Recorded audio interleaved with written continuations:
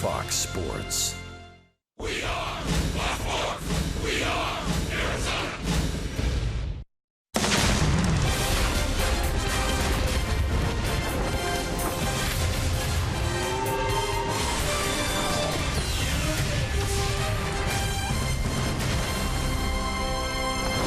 A whole lot cooler in Boston today. We've been given a one-day reprieve from the stifling humidity that's enveloped the East Coast, but the clouds are still here.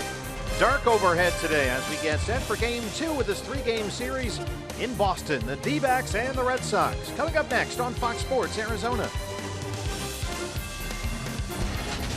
Good evening from Fenway Park and welcome to the broadcast. Steve Berthune, Bob Brenly along the way. Your pitching matchup here tonight, Archie Bradley for the Diamondbacks and Clay Buchholz for the Red Sox, a battle of right-handers. And Bob, back in the lineup for the D-backs tonight, Yasmani Tomas. Yeah, it seems like it's time for Yasmani to get up and exercise that stiff neck. He's missed 4 ball games, and we know the Green Monster is an inviting target for a right-handed pull hitter, and we know Yasmani Tomas can pull anything on the inside part of the plate. Should be a good night for Yasmani tonight. He'll also be out there in left field in front of the Green Monster. Yeah, I mean, it presents its own challenges, but obviously you can't play as deep as Yasmani normally plays, so we'll see how that works tonight. Out there with Socrates Brito, who's in right field tonight. Behind the plate, Oscar Hernandez, one of the heroes for the sweep at Citi Field over the Mets. Yeah, the Diamondbacks brass really liked Oscar Hernandez when they drafted him in the Rule 5 draft. He didn't really get to do too much last year with the Diamondbacks, had sporadic playing time, but as we talked about in his last start, this is a different looking Oscar Hernandez this year.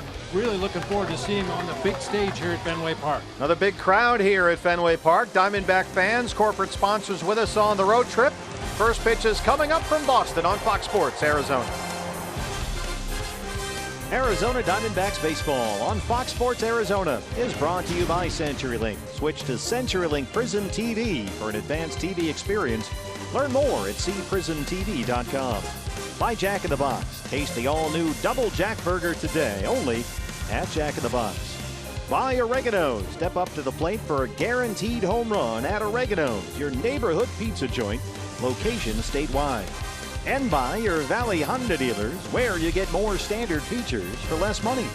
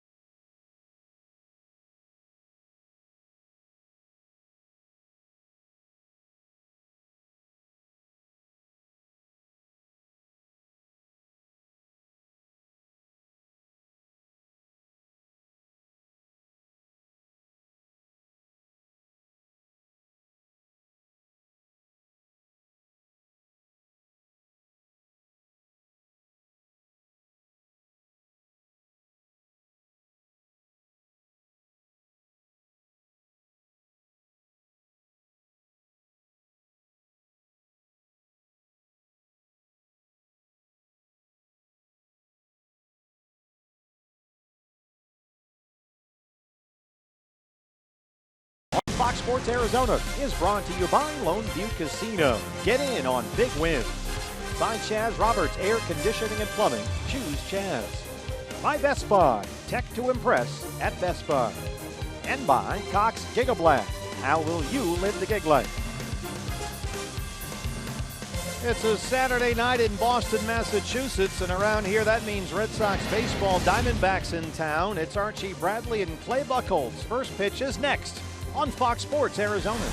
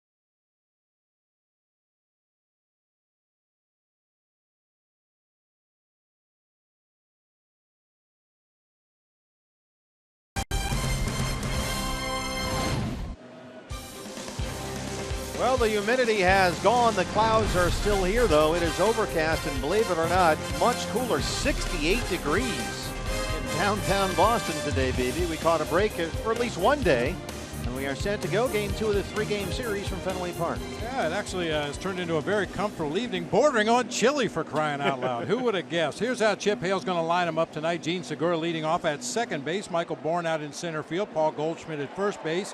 Jake Lamb down at third. Ricky Weeks Jr. with a home run in the ball game last night will serve as a DH. Yasmani Tomas back in the lineup in left field. Chris Owings at shortstop. Oscar Hernandez doing the catching. Socrates Brito in right field, and Archie Bradley on the mound.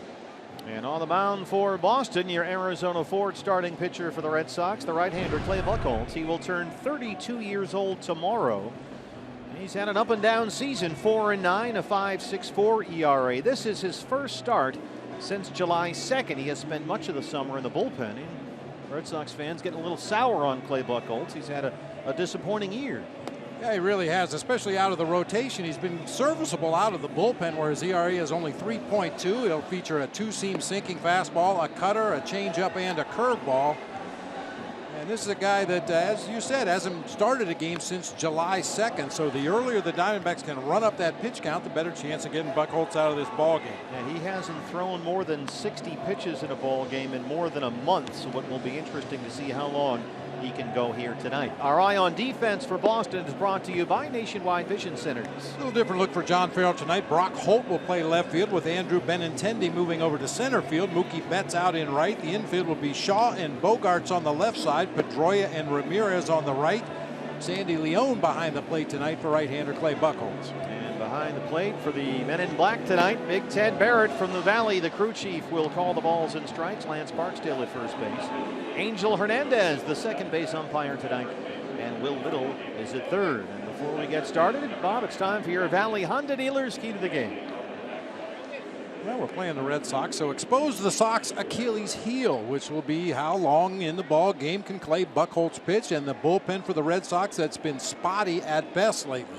D-backs have won 5 of their last 7 games, 3-1 on this 6-game road trip with 2 more left to play in the heart of Red Sox Nation. Gene Segura leads it off, and we are underway from Fenway Park with strike 1. Yeah, it will be interesting to see the approach of the Diamondbacks against Buchholz tonight. Against David Price last night, a notorious strike thrower, they were very aggressive, swinging at the first pitch they saw in the strike zone against Price. 1-1 on Segura. David Price, who's had his own struggle this year, got the win last night, his 10th of the year. Went 8 innings, gave up 3 runs on 10 hits, and had 8 strikeouts.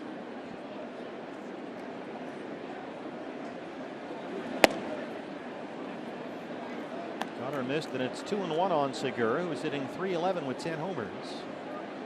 And begins tonight tied with Washington's Daniel Murphy for the National League lead in hits. He had 2 more hits last night, a double and a triple.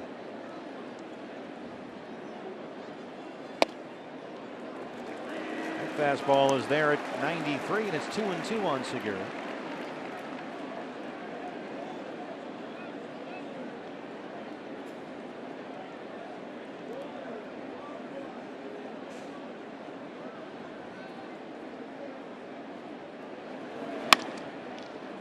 Ground to second. Dustin Pedroia back in the lineup tonight for John Farrell, and he throws him out.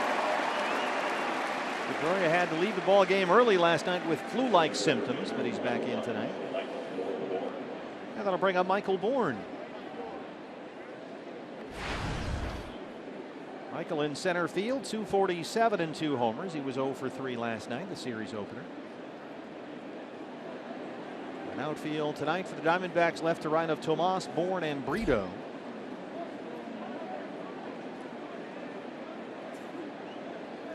Ricky Weeks Jr. is in there as the DH after getting the start in left field last night. That's fouled away, and it's 0-1.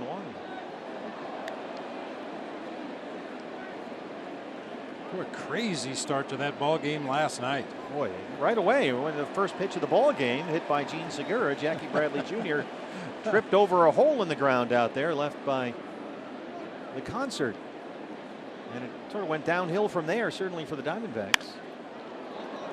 Very light sky, a lot of cloud cover up there. Andrew Benintendi, the rookie center fielder, has it, 2 outs.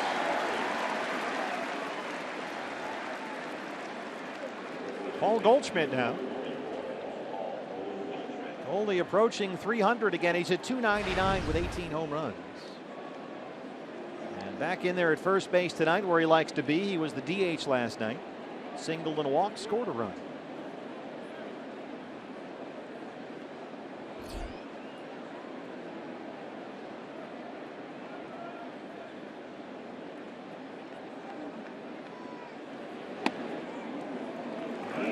Bit of a knee buckler there. First pitch curveball starts it right at Goldie and drops it over that inside part of the plate.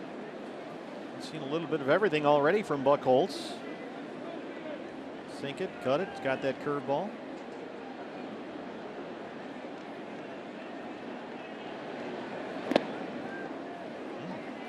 Went back to a doubled up to start off Goldie, and it's 1-1. I wouldn't want to throw him a fastball either. Yeah, I wish we had our young man from Chase Field with the big sign. Remember, holding it up back there? I dare you to pitch Goldie inside. Especially in this ballpark. Got that out over the plate, the cutter, and he fouls it off. 1-2 on Goldie. If the D-backs hit a home run today, your stomach hits a grand slam tomorrow. A free jumbo jack from our friends at Jack in the Box. Diamondbacks had a couple of homers last night. Ricky Weeks Jr. and Tuffy Gozowich.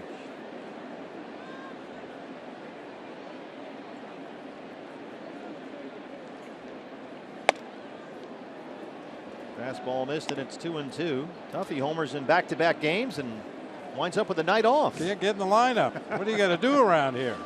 Of course, Oscar Hernandez hit a home run in his last at bat in the 12th inning at Shea Stadium. That was the difference in that one, a 3-2 win.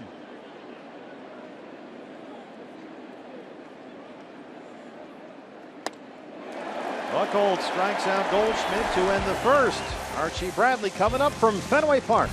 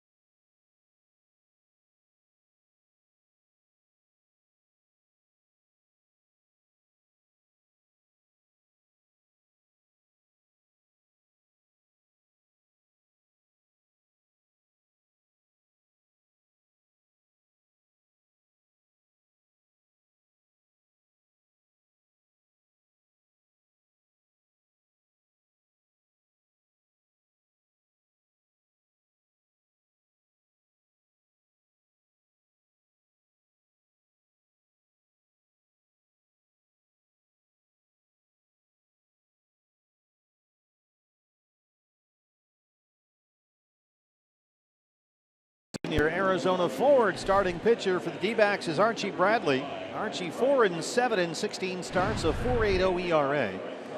And he had to work so hard and throw so many pitches in his previous start, that was Sunday against the Brewers, that he couldn't complete the fifth inning. 116 pitches in just 4 2/3. That's what those strikeouts will do, run up that pitch count. He punched out 8 in that very, very short outing, but the pitch count got up there so quickly he had to be relieved. Dustin Pedroia leads it off for the Red Sox. Pedroia 298 and 12 homers. Singled and reached on an error last night. Scored twice, but had to leave early with those flu-like symptoms.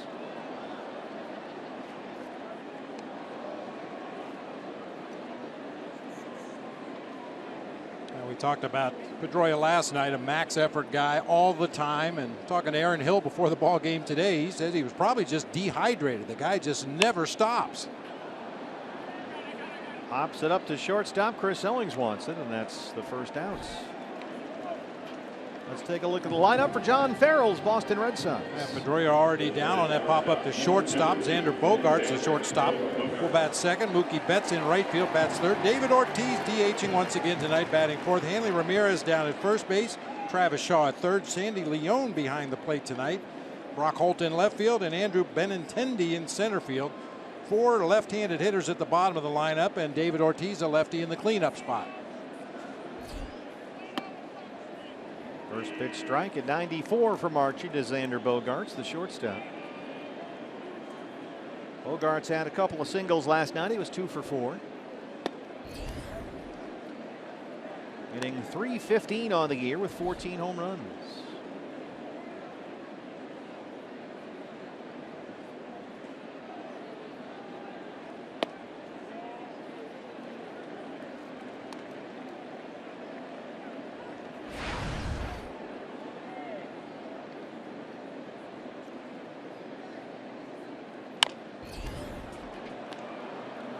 Bouncer to third for Jake Lamb. Low throw, Goldie's got it. 2 outs. Our eye on defense for the D-backs, brought to you by Nationwide Vision Centers. Good to see El Tanque back in the lineup. Yasmani Tomas in front of the Green Monster in left field. Michael Bourne out in center. Socrates Brito in right field. It'll be Lamb and Owens on the left side of the infield, with Segura and Goldschmidt on the right side. Oscar Hernandez doing the catching for right-hander Archie Bradley. Mookie Betts, the right fielder, batting third again tonight. This is a fairly new development in the Red Sox lineup. Betts batting third. And a first pitch strike from Archie. Very aggressive early. Got to get ahead in these counts. Betts 309, 23 home runs, and 75 RBIs. One hopper right to CO. Nice, quick, efficient 1-2-3 first. A very good start for Archie here at Fenway Park.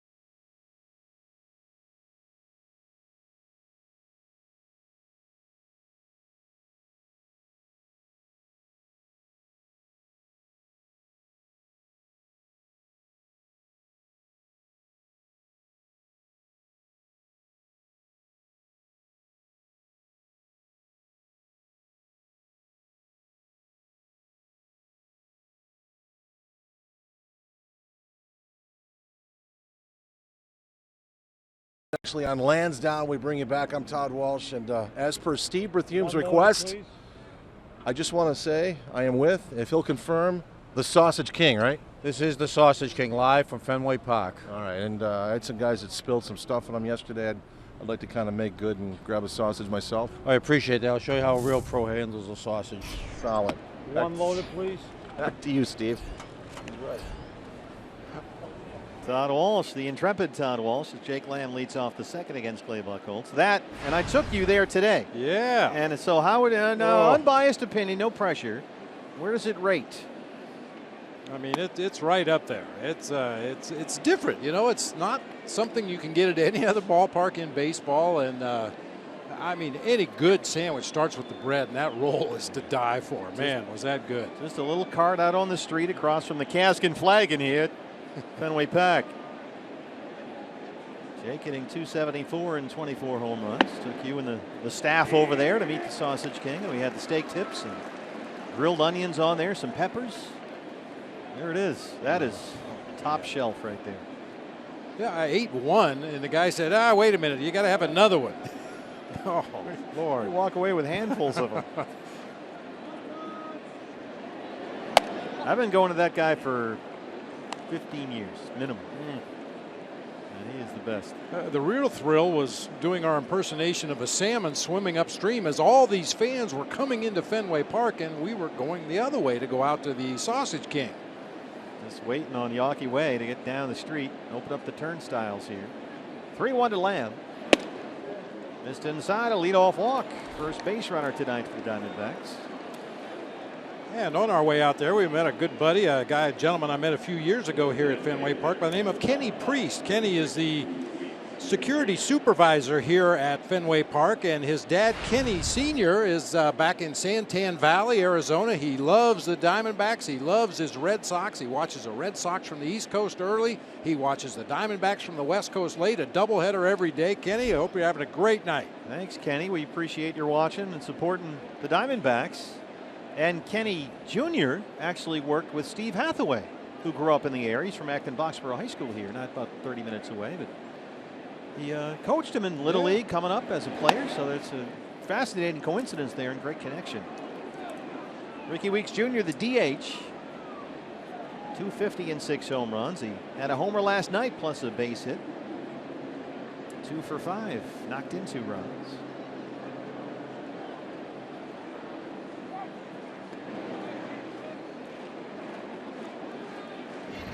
Was Ricky Weeks Jr. in the first last night against David Price over the monster seats. That would have gone completely out of the ballpark had it not been for the new signage they have out there behind the green monster seats. Out on the Lansdowne, might have hit the Sausage King for crying out loud. That would have been right there, yeah, right. He's on the other side of that wall where we were eating our dinner. There's a strike and it's 1-1. The Fenway Frank is always, you can't miss with a Fenway Frank, but next level you go Sausage King. But that's your basic fundamental part of any ball game here. The Fenway Frank. I told you the Louis Tiant Fenway Frank story, right? No. It's upsetting. I don't want you to get upset. Oh, it was back in the day when the Red Sox never won anything, and the Yankees always did. And Louis Tiant here, who was here at the ballpark last night, actually. A pitch for the Red Sox for a long time, but very late in his career he went to the Yankees and he started doing commercials instead of Fenway Franks. He did radio spots for Yankee Franks.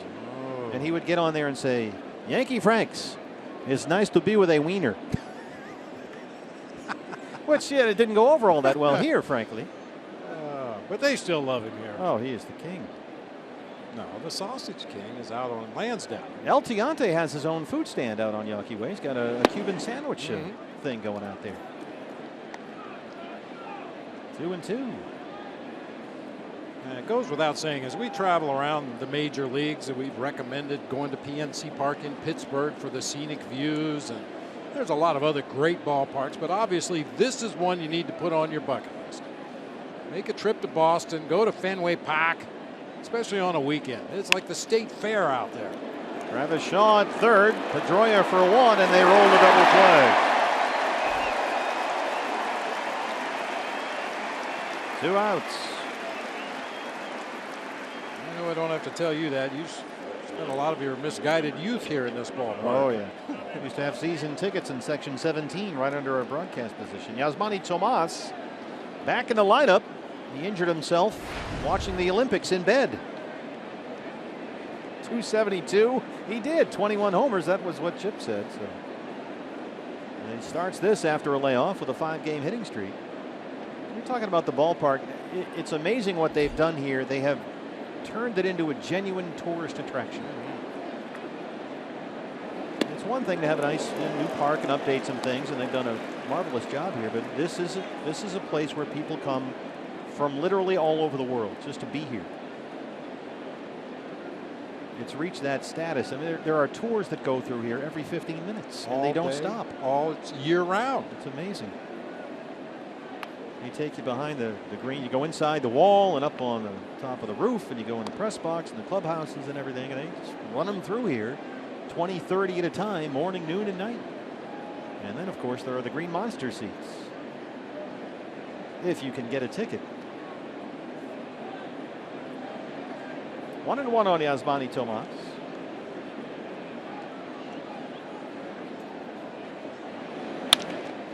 On the ground to shortstop, it's Andrew Bogaerts.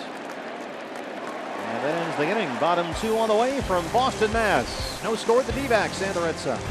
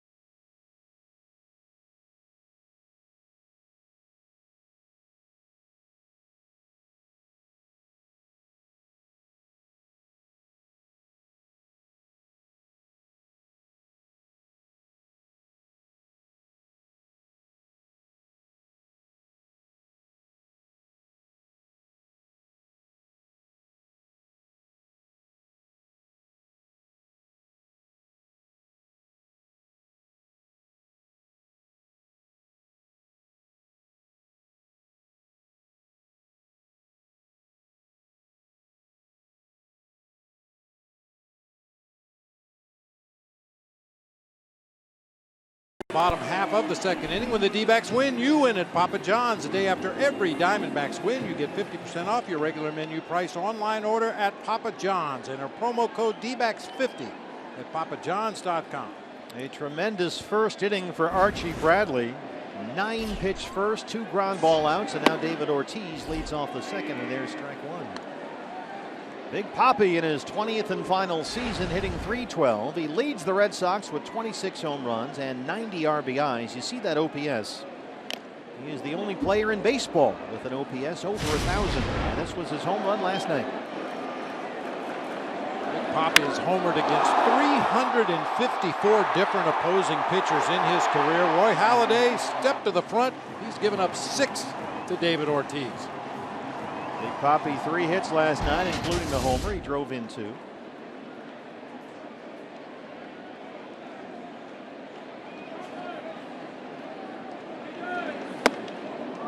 And check his swing. Archie Bradley blows him away. First strikeout for Archie. 4 up, 4 down.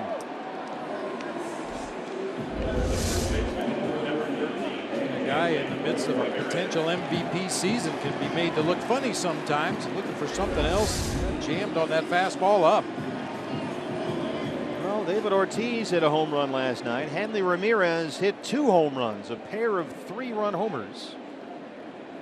One in the first and one in the second, both off Patrick Corbin. Now it's 16 home runs for the year, batting .273. And there's ball one. 3-run homers in each of his first 2 at-bats. This is a day after Hanley Ramirez was flopping around on the ground down at first base after getting run over by the Yankee catcher on a play at first. It looked like he was going to have to go straight to the disabled list. And big Gary Sanchez came running down that line, knocked him over. He had some lower back spasms. They did some tests. He came back fine and certainly looked fine last night. Boy, Archie's humming that fastball tonight, 94, 95. And he's throwing it for strikes. The command so far has been very good.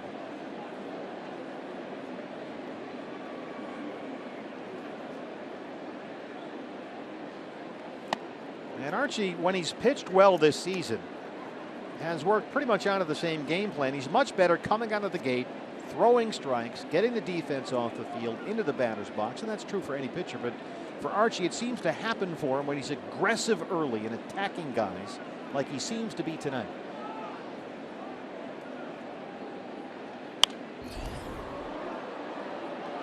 That's when he starts working quickly, getting into that nice, steady tempo, doesn't get himself into trouble early. Pitches from the windup and not from the stretch so often. And that's certainly the guy we've seen so far.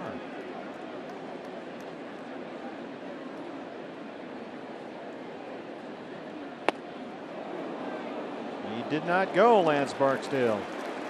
Full count on Ramirez, 3-2. Good location on that curveball. Hanley able to check his swing right there. Oscar immediately appeals down to first base, but that pitch wasn't far off that outside corner.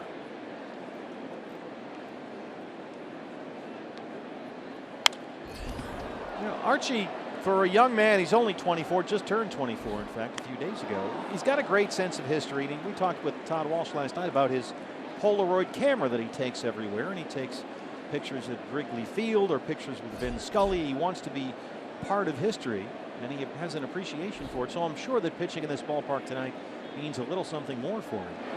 He's able to knock that one down and retire Ramirez. Now we'll check on Bradley. He's waving into the dugout that he's just fine. Chip Hale is coming out. He's on the field. But Archie is signaling, don't bother, I'm okay. It looked like he got a glove on it and knocked it down to the right side of the infield. This one is coming right back at his head. Fortunately, got his throwing hand out of the way and got leather on that. Completes the play. You don't even need to bring up Archie's pass for that and Carlos Gonzalez at Chase Field last April. So we're thankful and we move on. 2 down now. Travis Shaw, 256 and 14 home runs.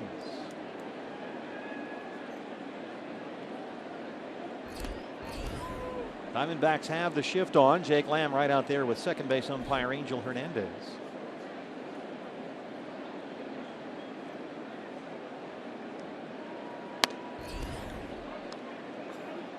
Two 2-0. Shaw 0 for 3 last night. He struck out twice. He's in a 5 for 33 skid right now.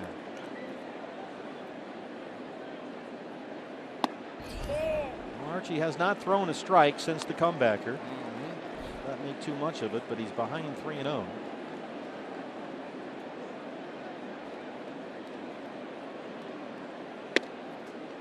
There's a strike at 94. Travis Shaw, the son of Jeff Shaw, who pitched for 5 different teams, parts of 12 major league seasons, was a real good closer for the Cincinnati Reds for quite a while.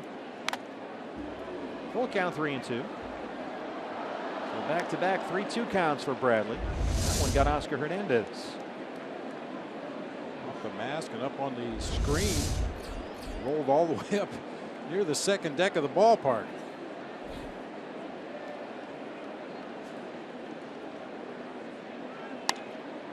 Popped him up. Chris Owings, the only guy on that whole side of the field, and he's got it in fair territory. 6 up, 6 down for Archie Bradley in Boston.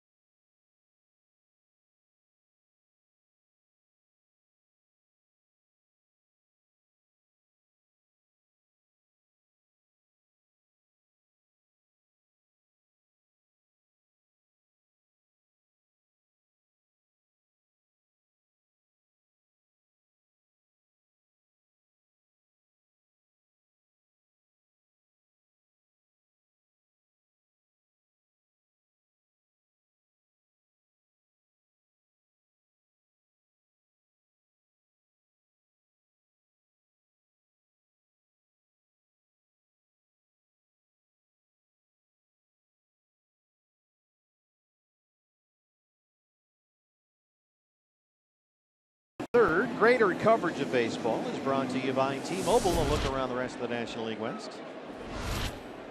Pirates and Dodgers 8-4 in LA, 8th inning. Rockies are in Philadelphia. They trail the Phils 3-0.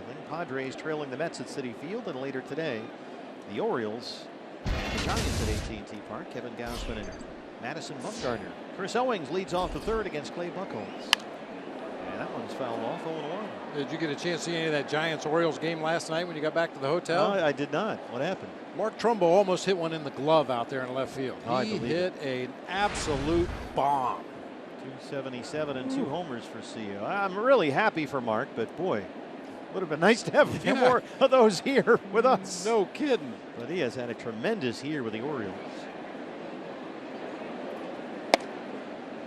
And Baltimore begins the day. A half game on top of the American League East here. They lead Toronto by a half game. They are 2.5 up on these Red Sox. Orioles 65 and 50. Chris Owings down 0-2 against Clay Buchholz.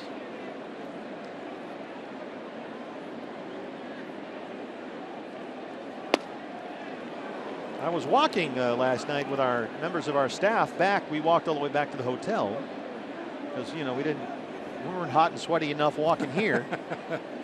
And I had a great stroll down Newbury Street, back through the back bay here. Hit some Emack and Bolio's ice cream on the way back to the hotel. I've been told Newbury Street is the equivalent of Rodeo Drive. Yes, here it in is. Boston. Very high-end shopping down there. That's why we walked through quickly. They probably escorted you through quick. We didn't have any money before they could throw us off the street. CO celebrated his 25th birthday here yesterday. He continues to swing the bat very well. He had 2 more hits last night.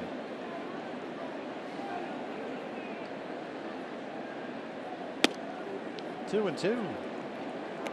So Chris has now hit safely in 5 straight games. 4 of those are multi-hit games. And it looked like CO had a whole bunch of family and friends here. They may have come up from South Carolina to watch him play tonight. A lot of Owings 11 jerseys walking around the field. That's usually a good sign. Or 16, I should say. That one misses up. Tried to drop that curveball in there, but he missed it. It's 3-2 with Oscar Hernandez on deck. Obviously, we'd love to see Chris Owings get on base right here. Down in the Diamondbacks clubhouse before the ball game, and Dave McKay was spending a lot of time with Chris Owings watching the video of Clay Buchholz, and they each had a stopwatch in their hand. I think they may have discovered something. I mean, Buchholz could be really slow as it is. Well, he walked Jake Lamb to lead off the second. Now he's given Owings a free pass to start the third. And we'll get a look at Oscar.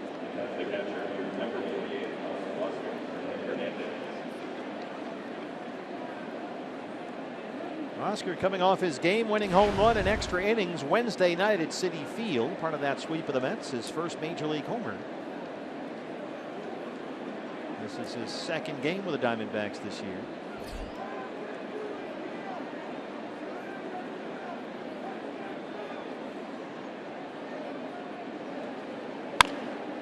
Well, that one right behind Matt Williams. It was Oscar who led off the 12th at Citi Field against the lefty Blevins and took him out. His first major league home run. What a time for 12th inning. And what turned out to be a 3-2 Diamondbacks win.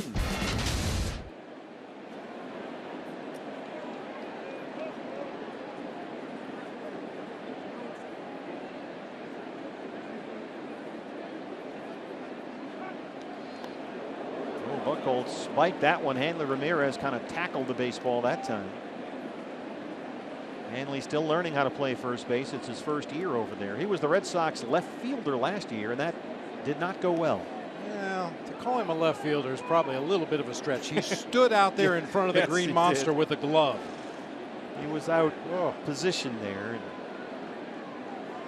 So they're trying him at first. That's been a little better, but still a work in progress.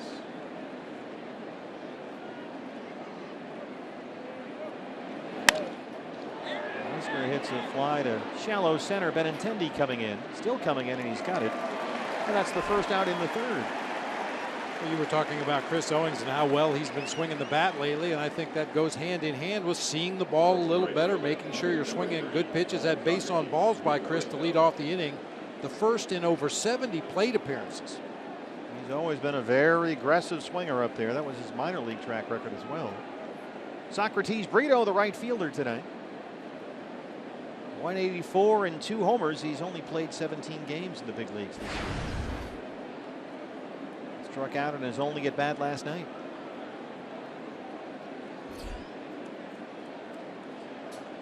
Ramirez still holding Owings on the bag at first. CO holds there, and that curveball missed. It's 1-0 on Brito. Socrates had an RBI double Thursday in the win over the Mets at Citi Field.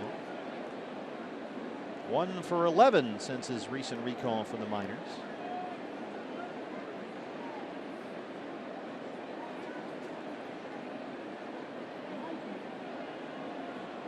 Owings holds again. That one missed. Fastball, and it's 2-0. Buchholz landed awkwardly that time, coming down to the mound. He's already walked 2. Diamondbacks still looking for their first base hit, however.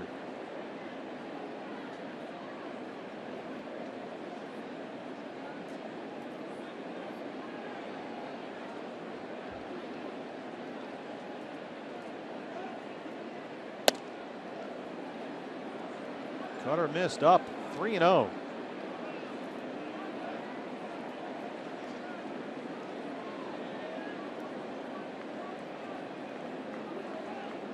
Big fan of the 3-0 stolen base. Most pitchers don't even give that runner a second thought. The infielders relax, catchers relax. Owings hold. Fastball is in there at the knees. 3-1 now. And you can't do it often because that'll show up on the advance report and teams will be more aware of it moving forward. But every now and then on that 3-0 pitch, just take off as soon as that guy comes set. Chris Owings a perfect 11 for 11 in his stolen base attempts this year. 3-1 to Brito. Owings holds again, and Brito hits it right to Pedroia. Bogarts for 1, and they turn it. Well, the second time in 2 innings, a leadoff walk is erased by a double play ball. Still scoreless at Fenway Park.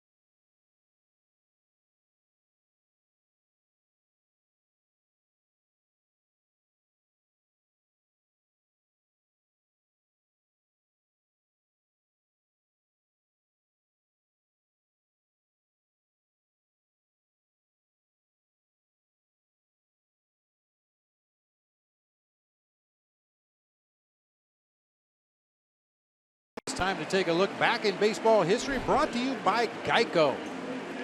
On this day in 1969, the Mets finished off getting swept by the Houston Astros. They fell 10 games behind the Cubs, and we all know how that one finished. They went the rest of the season at a 39-11 clip to finish 8 games ahead of the Cubs. A miracle Mets. Ooh. The catcher Sandy Leon leads off the Boston third against Archie Bradley, who has retired all 6 he's faced so far. They call him something different in Chicago. They do. Leone coming off a 3-hit night here against the Yankees on Thursday, including 2 doubles. And he has hit .383 in 39 games with the Red Sox this year. Catcher's been a big problem, not just this year, but in recent seasons for the Red Sox. They just sort of kind of fell into Sandy Leone. And it's really worked out well. A guy who was on the scrap heap that they picked up for almost nothing from the Washington Nationals. He's hit .475 as a right-handed hitter, .338 as a left-handed hitter. He's slugged 4 home runs. He's done a nice job behind the plate. He's thrown out 43% of the attempted base stealers. I don't know what more they could ask out of a guy they picked up off the scrap heap. Cue shot over the head of Segura. It drops into right center, and Leone has the first Red Sox hit.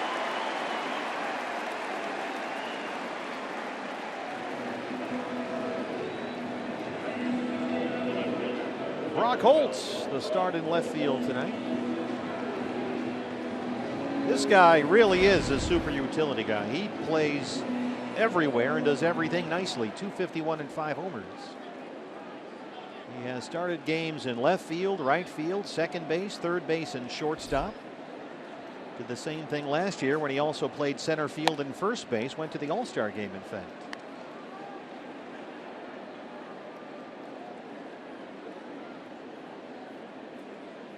Every team needs a Brock Holt, but this guy might be one of the best Brock Holts there is. Yeah, I think you're absolutely right. And it gives you the luxury of carrying a guy that really does nothing but DH in David Ortiz. That's a great point. It's like having 3 or 4 players on your bench all in one guy. Sure. There's occasions when your bullpen gets a little gassed, you can call up another arm from the minor leagues, knowing that you've got Brock Holt to fill in, pinch hit, double switch, whatever you have to do. Archie trying to bully him inside with that fastball. And he's ahead 1-2. First time Archie has had a pitch from the stretch tonight.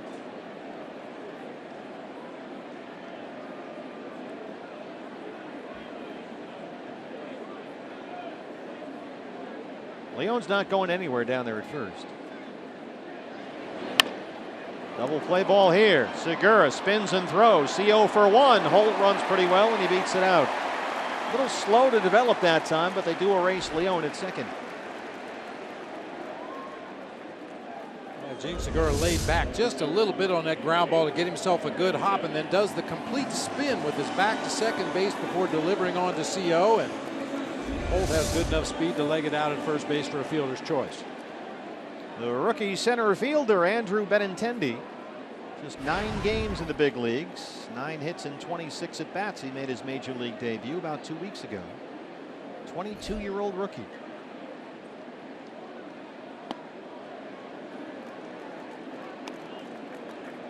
Benintendi had back-to-back 3-hit games against the Dodgers and the Yankees this week. But he has gone 0 for 3 with a strikeout in each of his last 2 games.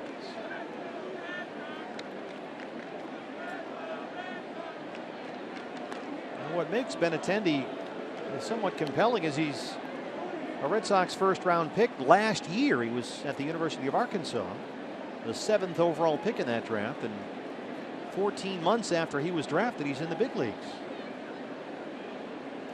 That's a fast track even these days.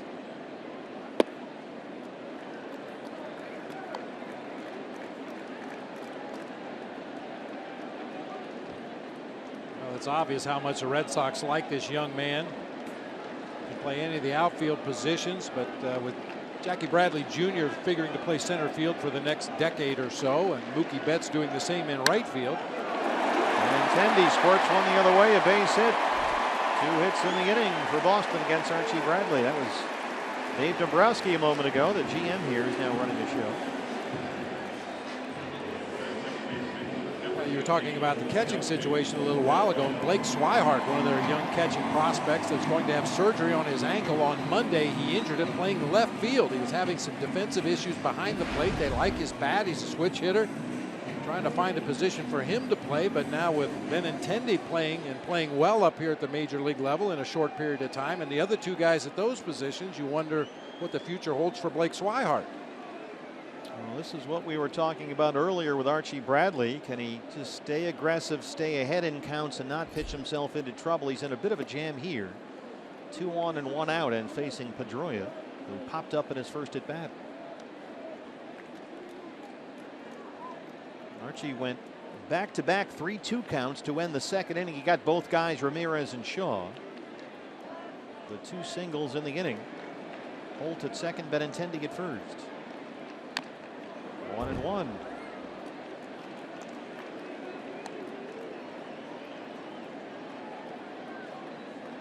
Nelson Pedroia has grounded into 19 double plays this year.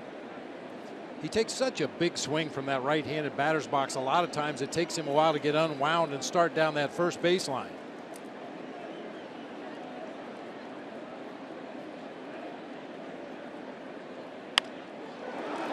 That's by Goldie and into right.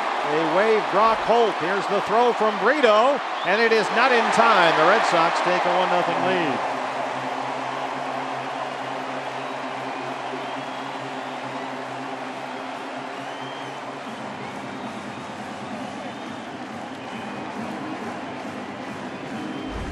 Initially thought that was an unnecessary throw by Socrates Brito, but he threw a laser beam to home plate and made that a relatively close play at the plate. Brito has got a big arm out there. He wasn't late by very much. So a run is in. First and third, still only one out. Xander Bogaerts steps in.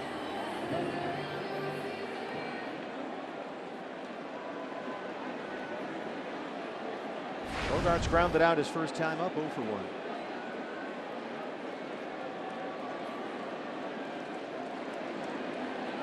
And Benintendi at third, Pedroia at first.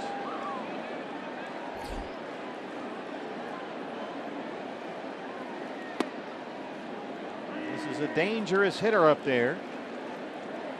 At the tender age of 23, only 2 players in baseball have more hits than Xander Bogaerts. Jose Altuve. Bogaerts' teammate Mookie Betts, who's on deck.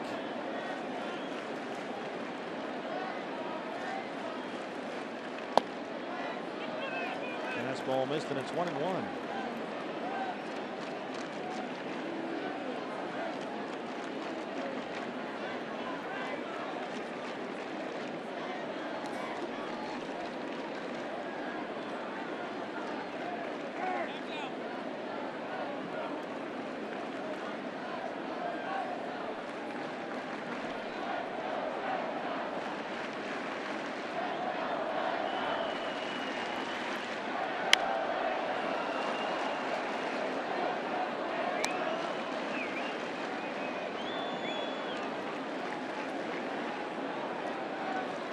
Archie's fastball velocity has been up tonight. He's been consistent 94-ish. That's always a good sign. Very aggressive out there. Let's see if he's got a curveball in his back pocket on 1 and 2.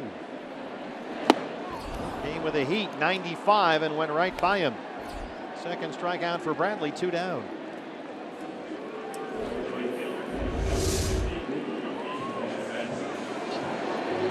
Great location that time, just above the knees on that outside corner. Very defensive swing that time from Bogaerts. Mookie Betts grounded out to win the first. That's 0 for 4 last night. That snapped an 11-game hitting streak.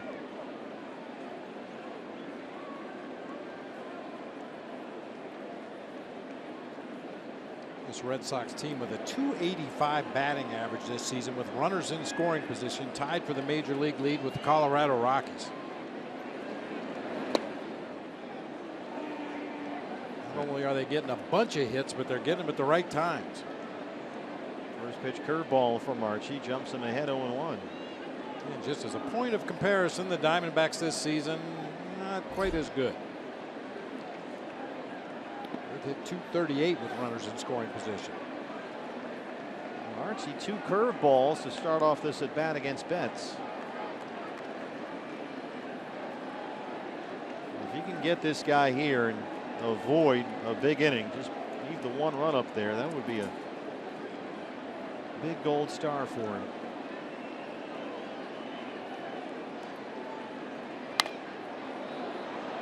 Their 94-mile-an-hour fastball, and Archie's ahead 1 and 2. And Betts has seen 2 curveballs and a fastball. Ortiz on deck.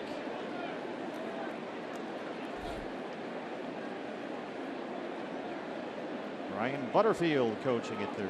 Ruben Amaro Jr. at first. Got him! 95. Ted Barrett rings up Betts. Archie Bradley strikes out Bogarts, and Betts strands 2. Diamondbacks down 1-0.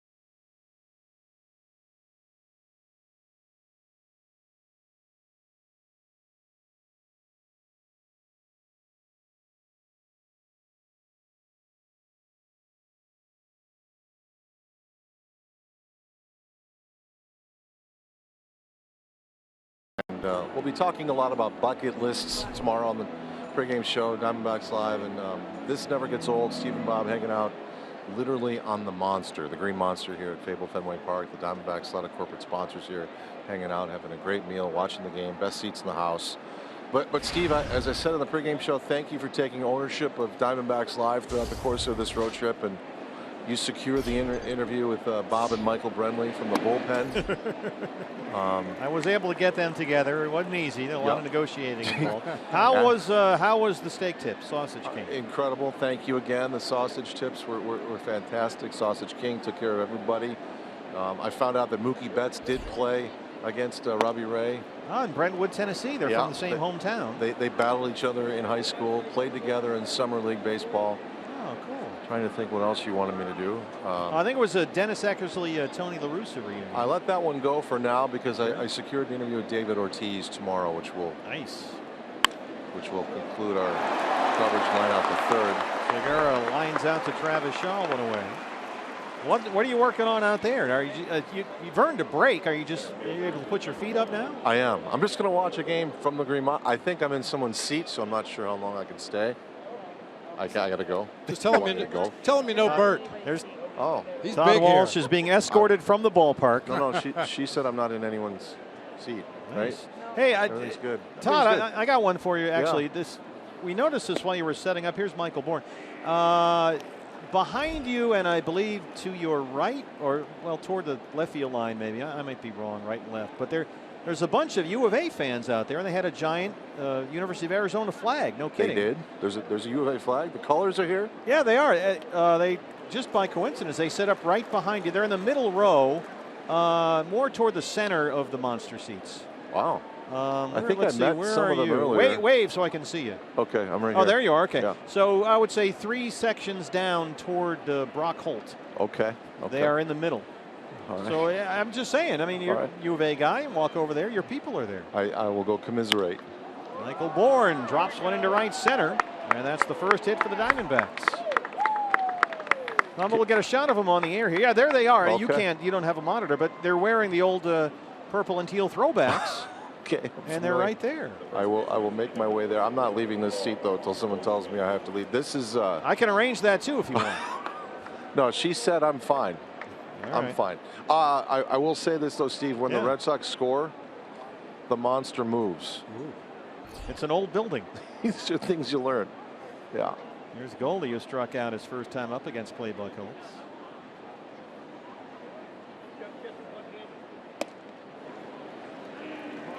Well, if you hook up with your U of A buddies, let us know. You really want that, don't you? Well, I think it's an unbelievable coincidence that they're there waving your school flag and colors. Okay, I promise you, as soon as I leave this front row seat of the Green Monster. No, I'm not going to make you go, but you know me, I just suggest. I understand. I don't, you've been spitballing a lot, and we followed your lead. Wait till tomorrow in Todd's garage. You're going to love it. Is the big ball of string coming out? No. I think Vern Rule. The ball of string has reached the dimensions where they can't get it out the door. Yeah. You're going to have to knock out a wall. Get that thing out of there. These poor people, I'm just sitting here laughing, and they have no idea at what. Now, I have sat out in the monster seats probably 4 or 5 times. From where you are, it's out there a little bit. Goldie fouls that one off. The best seats for me are right behind the left field foul pole because you're a lot closer. But do you feel like you're way out where you are? Because you're more towards center field. This feels like the overhang at Chase Field a little bit, but it just strikes me. I was talking to some of the corporate sponsors with the Diamondbacks. Keith Warren is here from Fox Sports Arizona down the way, and they're just struck by how really small this place feels once you get in. It is quaint, and that's the best part. I feel like I could talk to Johnny Pesky pole without anybody bothering me. I could hear it, and I think that's part of the really unique nature of this. These old ballparks were so quaint and so small and intimate, and it plays that way. 1-2 on Goldie.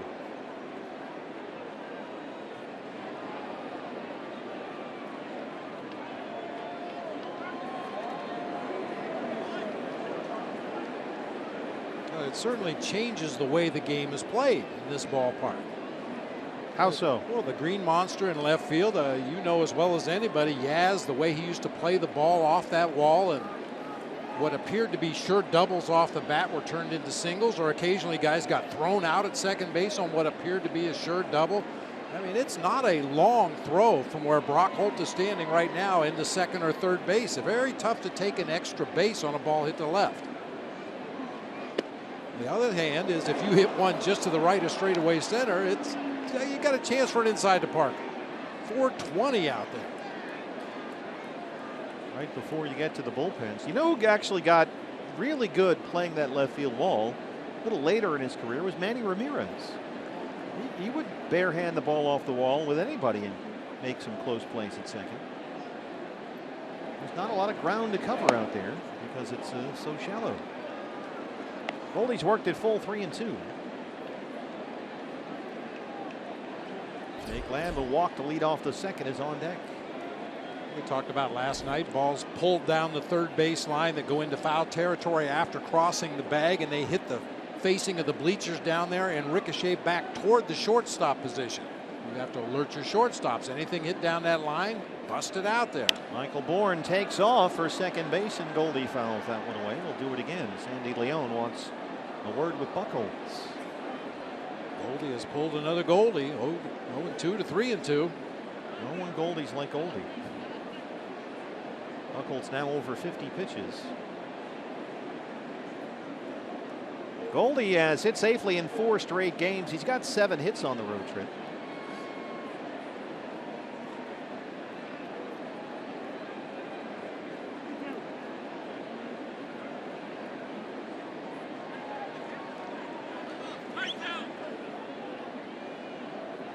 Xander Bogaerts asked for time granted by Angel Hernandez. Now he comes in to chat with Buchholz. Should I tell the people out there that Todd Walsh is a Yankee fan? Do I dare do that to him? They might throw him off the roof out there. Do a swan dive off the monster. Now, why would you do that? It was just between Bob and I. I mean, nobody's going to know, right? I, like every kid in 1975 through 1980, relived the Carlton Fisk moment, waving my home run fair in the backyard. I was with you, man. That's ball 4 to Goldie. That's 3 walks for Buchholz now. Diamondbacks have 2 on and 1 out for Jake Lamb.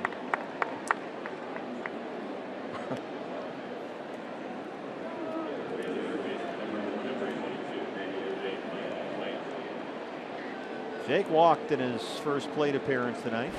And keep in mind with Clay Buchholz, we mentioned this before, this is his first start since July 2nd. He has spent much of the summer in the bullpen. And he has not thrown more than 60 pitches in a game in over a month, and he's at 52 right now with 1 out in the 4th. And some bodies moving around that Red Sox bullpen. Nobody throwing quite yet, but some guys running back and forth. Another guy is stretching with some surgical tubing out there. They sense that it's getting near that time.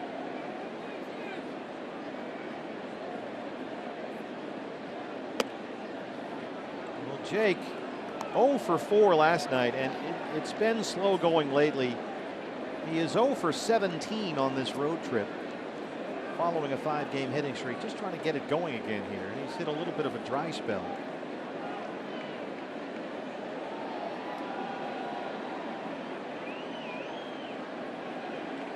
But ahead of the count, 1-0.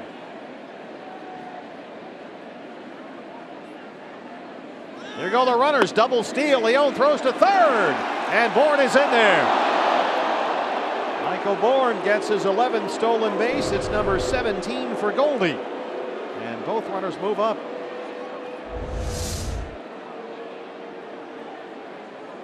Oh, man. Michael Bourne just had I won't even call it a walking lead. That was a running lead at second base. Looked like he might have got a piece of Travis Shaw's foot there as he slid hard into the bag at third. Buchholz with a long look now into his dugout. He's waiting for a sign whether or not to continue. They might be looking to play at third here. Here's John Farrell, the skipper. Torey Lovullo is the bench coach, and there will be no challenge from the Red Sox. So the Diamondbacks, with a 1-1 count on Jake Lamb, have second and third and 1 out. Here's another look.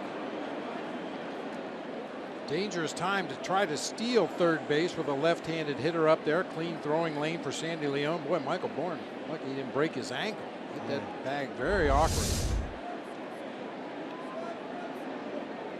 11 steals for Bourne, 17 for Goldie. 1-1 count on Lamb.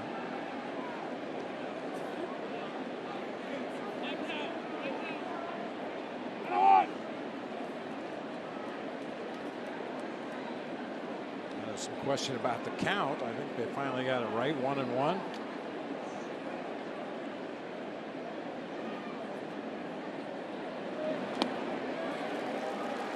There's that Buchholz curveball. 1-2 now on Jake.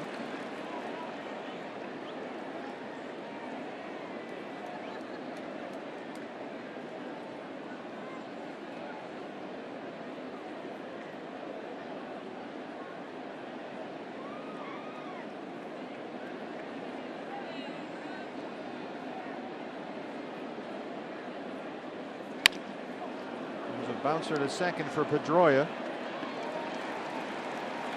And Michael Bourne comes across to tie the ball game. The RBI for Lamb. Goldie in at third. Not pretty, but effective. Red Sox playing back. It's an easy ground ball right at second base, allowing Michael Bourne to come home with the D-backs' first run of the game.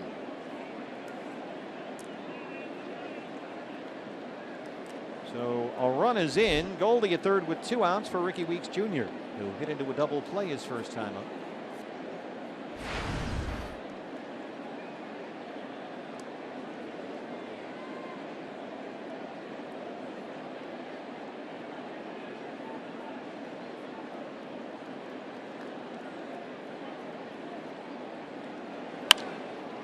It's the first one in the air, right field. Here comes Mookie Betts, and it drops in front. Goldie scores, and the Diamondbacks take a 2-1 lead. The RBI single for Ricky Weeks Jr. Well, Ricky singled and homered last night. A big 2-out RBI right here in the 4th. It's the same guy that hit one about 450 feet to left field last night off the signage above the green monster. Just flips a little blooper out there in front of Mookie Betts.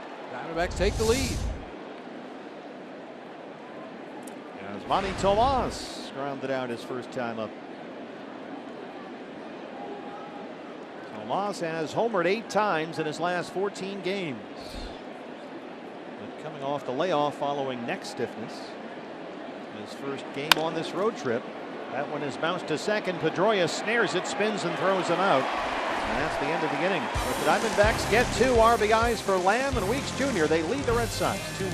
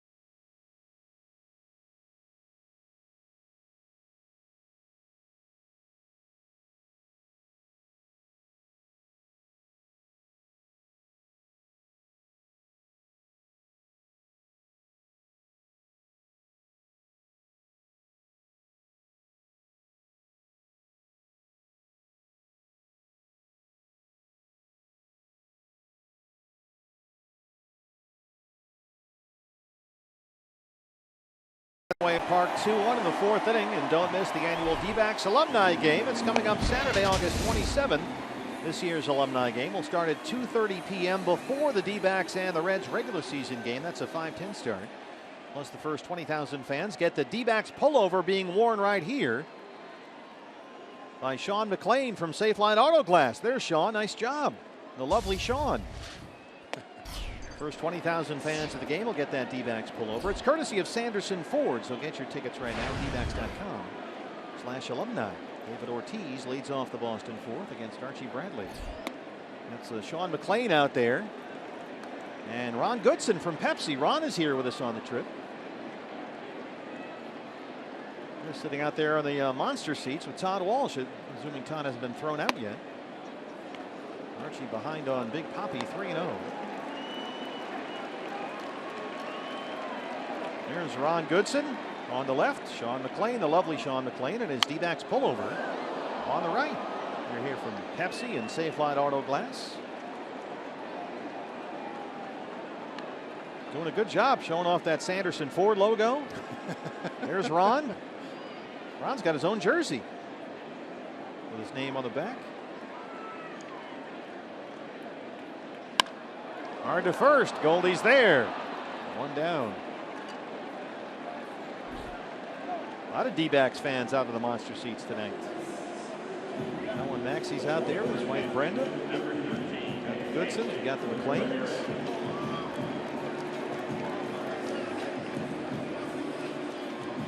El Nino, Hanley Ramirez. D-backs fans all over tonight.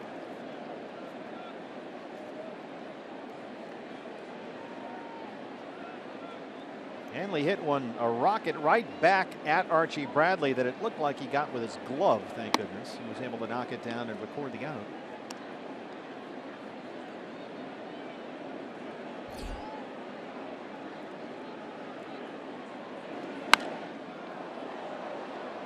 One on Hanley Ramirez, who was back with a team that originally signed him out of the Dominican Republic. The Red Sox signed Ramirez back in 2000. And he made his major league debut with Boston back in 05 as a 21-year-old. But later that November, he was dealt to the then Florida Marlins as part of a package that landed the Red Sox both Josh Beckett and Mike Lowell, who were critical members of that 2007 Red Sox World Series championship ball club. And Ramirez, of course, went on to play for the Marlins, the Dodgers, and now he's back in Boston.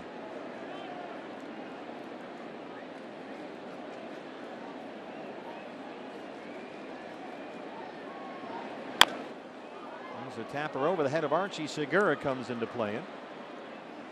2 outs. The third baseman, Travis Shaw.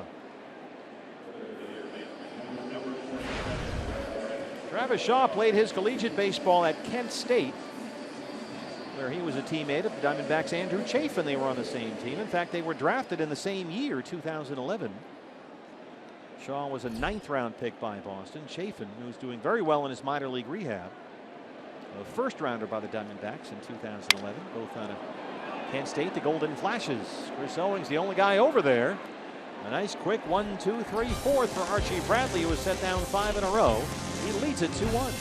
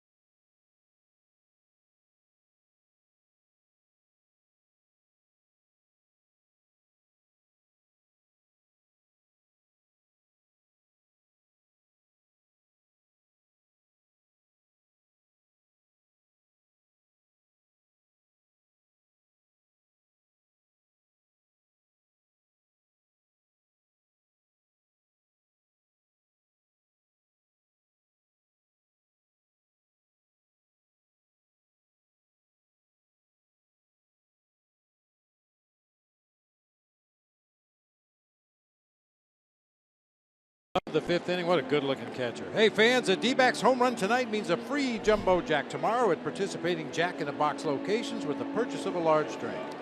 That is Michael Brenly, the Red Sox bullpen catcher, working hard for a living.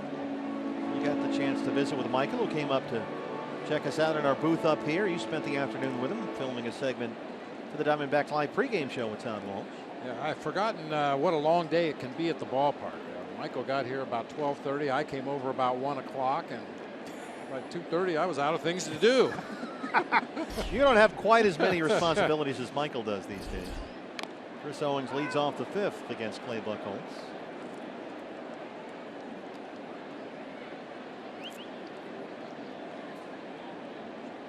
And of course, Michael back in the days was a bat boy for the Diamondbacks in '01, and he knew Leo and the Gubna. Sure. They've known him since he was a teenager. Yeah. Well, we know how proud of him you are, and as well you should be. It's a neat thing for all of us, really, to get to share it with you.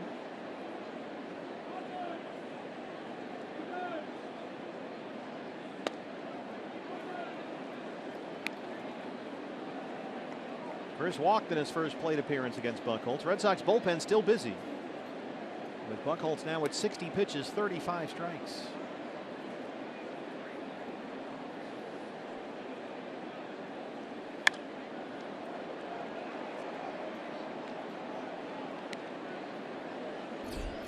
Robbie Ross, the left-hander, warming up, the guy who looks just like Michael Brenly.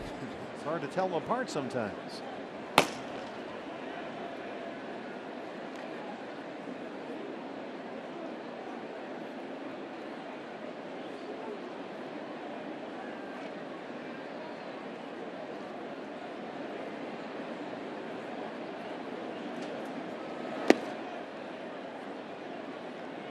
John Farrell would be ecstatic with this outing by Clay Buchholz if he could get through this fifth inning without allowing any more damage to be done. A lot of uncertainty going into this start about how much Buchholz could give the Red Sox, and the bullpen has not exactly been lights out lately. There's a lot of talk in this town about the bullpen problems. Chris Owings knocks that into center, a leadoff single for CO. That's the third hit for the Diamondbacks. Well, Jonathan Papelbon apparently asked for and was granted his release from the Washington Nationals, despite the fact they are leading the National League East and headed for the postseason. Papelbon, I guess, didn't want to be a part of that, so there's a lot of talk around the ballpark today. Hey, they should get Papelbon back. There's Oscar Hernandez. I don't know how that would go over. Yeah, that's a tough one for most ball players to try to figure out. Yeah, you're on a team that's got a chance to go to the postseason and maybe make some amazing things happen. You want it out. And you want out. Yeah, go figure. Curveball in there for a strike on Oscar. Flying out to center his first time up. Well, the rotation has had almost as many issues as the bullpen. David Price, who got the win last night, has had an up and down year. They've got the knuckleballer Stephen Wright, who you got to talk to for a long time today. The all-star knuckleballer.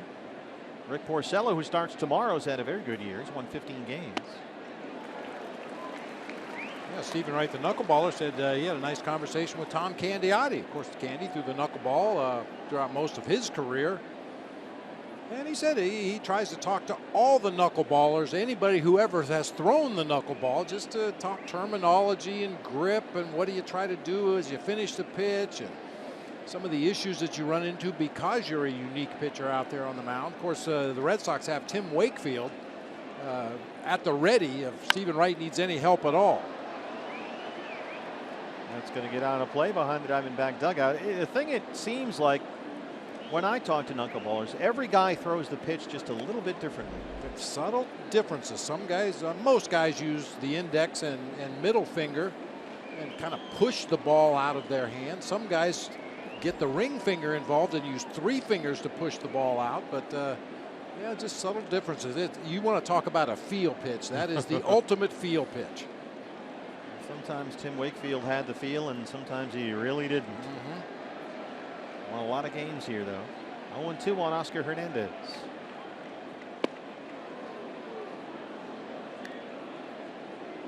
At this rate, it will be a push perhaps to get Buchholz through this 5th inning. He began the season in their rotation, but was really ineffective.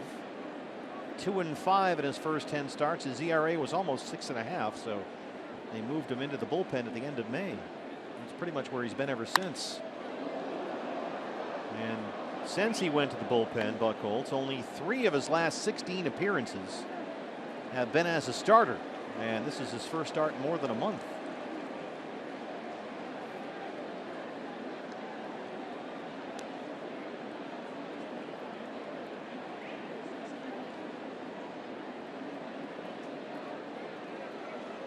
Oscar proving a tough out, battling at 1-2.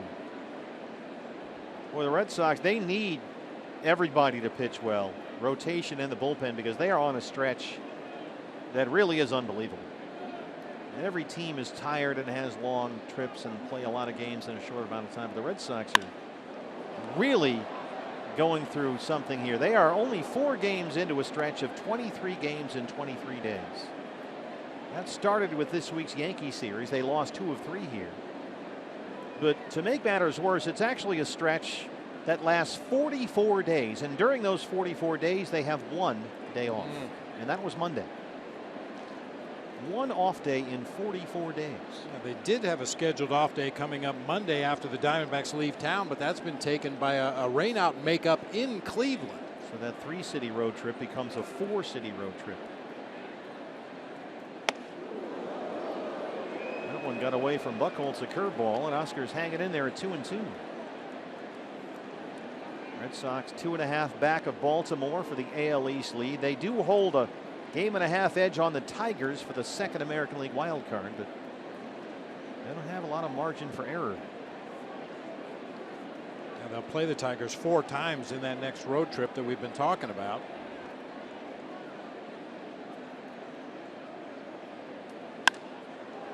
Oscar hits a high fly ball out to Brock Holt. It backs him up on the warning track, gets up on that wind. Now he'll come in.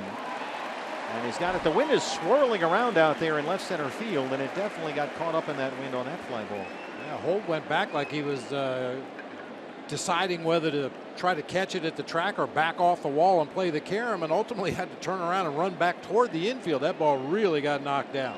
71 pitches might be the limit for Buchholz here. Here comes John Farrell, and he will make the move. Robbie Ross will come in to face Socrates Brito. Diamondbacks lead the Red Sox 2-1.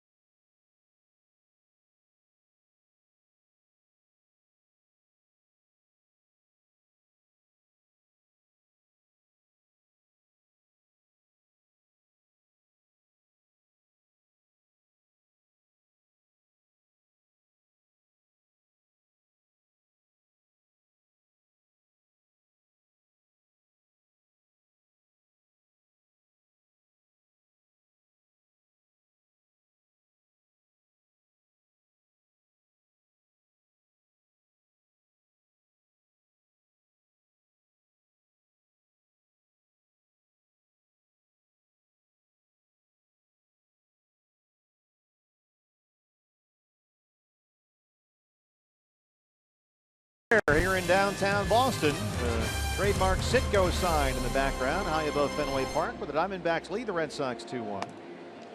And the new pitcher for Boston, the left-hander Robbie Ross, who had a very interesting outing here Wednesday against the Yankees. He gave up 1 run on 1 hit. He had 1 walk and a strikeout. He also threw a career-high 3 wild pitches. Yeah, so he comes in to face The left-hand hitting Socrates Brito with Chris Owings at first and 1 out. I would say that's a first for me. Robbie Ross comes in, and the music they play as he sprinted in from the bullpen. Man of Constant Sorrow by the Soggy Bottom Boys. Soggy Bottom Boys. He's a suitor. Bonafide. Socrates Brito now hit into a double play his first time up. Oh. Bunts that one foul down the third base line. Good idea. I'd like to see Brito try and use that speed. He runs like a deer down there. If that ball stays fair, it really creates problems for the defense, obviously. Travis Shaw's going to have to make a barehanded play and throw to first. And with Chris Owings' speed on at first base over there, he might turn the corner at second and just keep going. Diamondbacks with guys who can run like Brito and Segura and Bourne and Owings. I'd like to see them do more of that. Nick Ahmed when he was healthy before that hip impingement.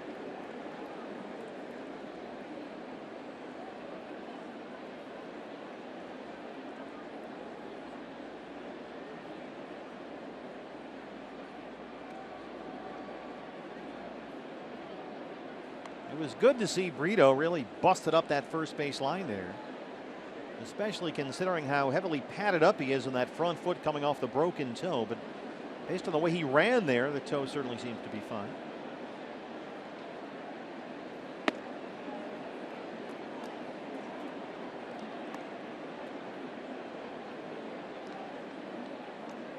Socrates 1 for 12 in his latest major league stint.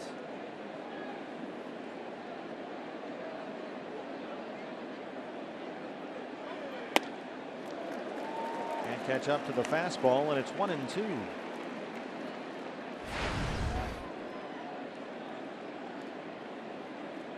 Robbie Ross generally gives John Farrell some length back there. He has worked more than 1 inning in half of his last 8 appearances.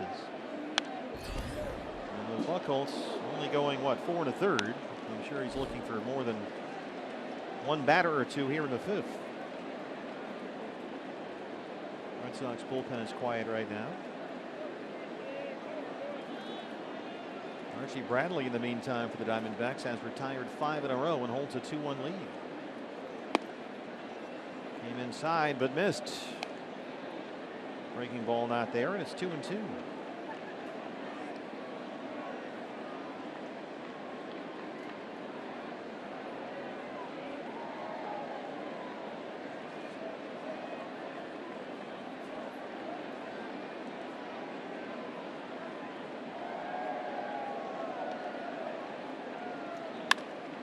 Socrates cars it the other way. Brock Holt is out there. Gets up into that wind again, and he'll have to come in just a bit.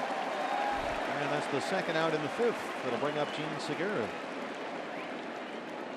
Boy, it's really remarkable on those last 2 fly balls to left how hard they got knocked down. Yeah. The flag in center field right now blowing straight in. It seems like Brock Holt backs up in advance of anything, and because it's so shallow out there, he can come back in if he needs to and still play it off the wall if it gets over his head.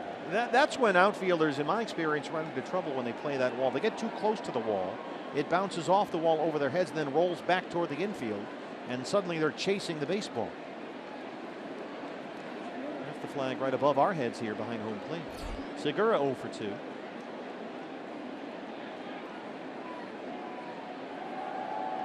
That's why you like your guys to pay attention, even when you're on offense, swinging the bats. If you're sitting in that dugout and you happen to be an outfielder or play on the left side of the field and you see the way the ball has been reacting this inning, you take that knowledge with you when you go back out to play left field or shortstop in the next inning.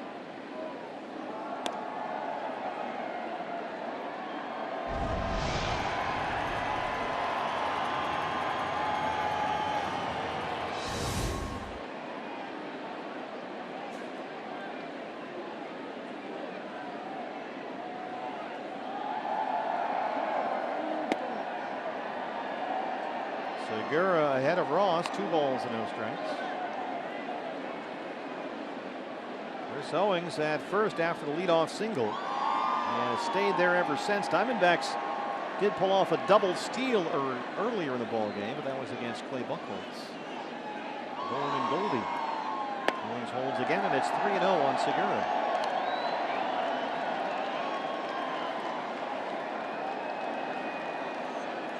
Just crazy to see guys run. That was so much fun at Citi Field watching the Diamondbacks turn it into a track meet against the Mets in that 3-game series. They stole 13 bases. It was almost like they were picking on the Mets. And it probably would have had a lot more had the final game of the series not been a blowout. If that was a close game, I guarantee you Chip Hale would have had the guys running. Won game 3 that series on Thursday, 9-0. Mets had only 5 hits. 3-1 to Segura. And it's a walk. Diamondbacks will have 2 on and 2 out for Michael Bourn. It's the 4th walk of the ball game issued by Red Sox pitchers.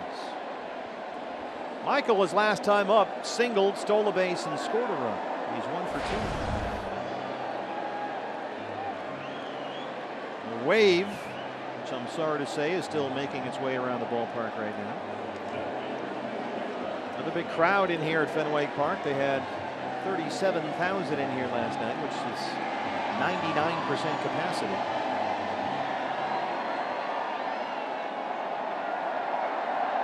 The wave makes its way behind the pesky pole and down the first baseline. 2 on and 2 out for Bourn. Ball 1. Robbie Ross so far has thrown 12 pitches, only 5 strikes.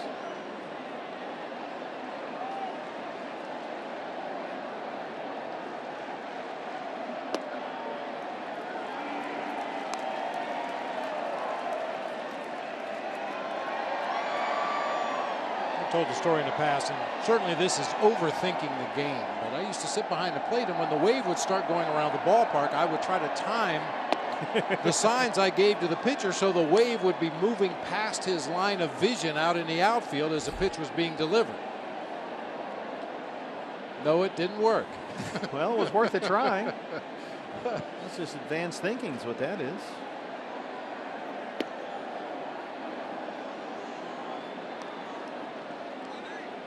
Robbie Ross struggling to throw strikes. 3-1 now. Goldie on deck.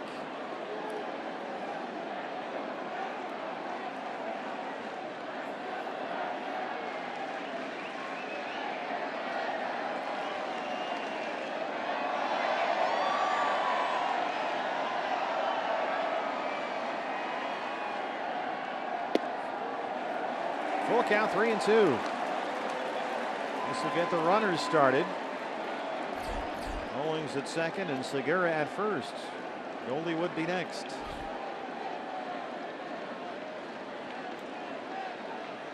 There go the runners.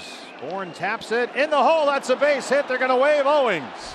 And he will score to make it 3-1. The RBI for Michael Bourn.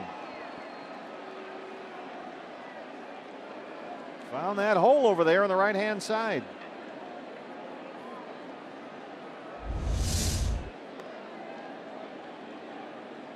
Moving Pedroia ever so slightly with a jab step to his right toward the bag at second. And that ball rolls right through the hole between Hanley Ramirez and Dustin Pedroia for an RBI base hit for Michael Bourn. Michael 2 for 3 tonight. Segura at third. And here's Goldie, who has struck out and walked. Well, that put an end to the wave rather quickly. You won't hear me complain.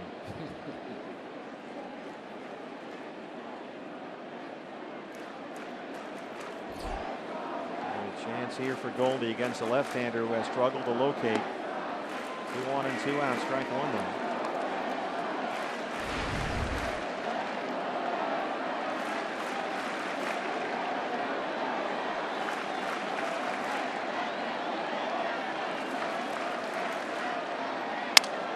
Broken bat dribbler to third.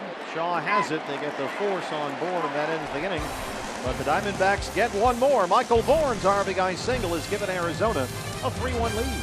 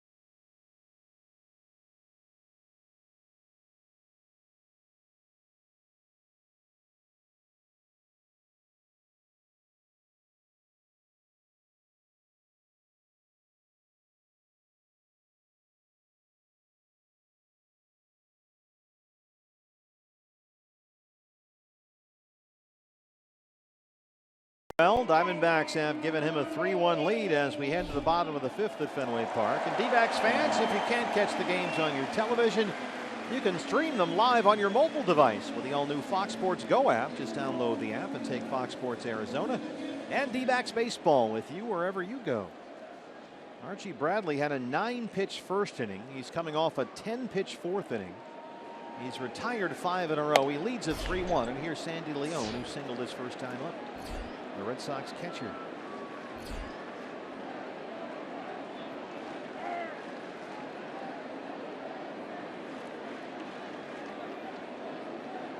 Archie so far has given up 3 hits, all singles. He's not walked a batter. He's got 3 strikeouts.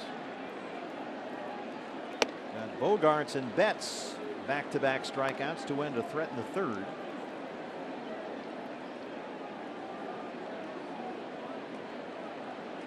That's after the Red Sox had taken a 1-0 lead. Diamondbacks answered with 2 in the top of the fourth, RBIs by Lamb and Weeks Jr.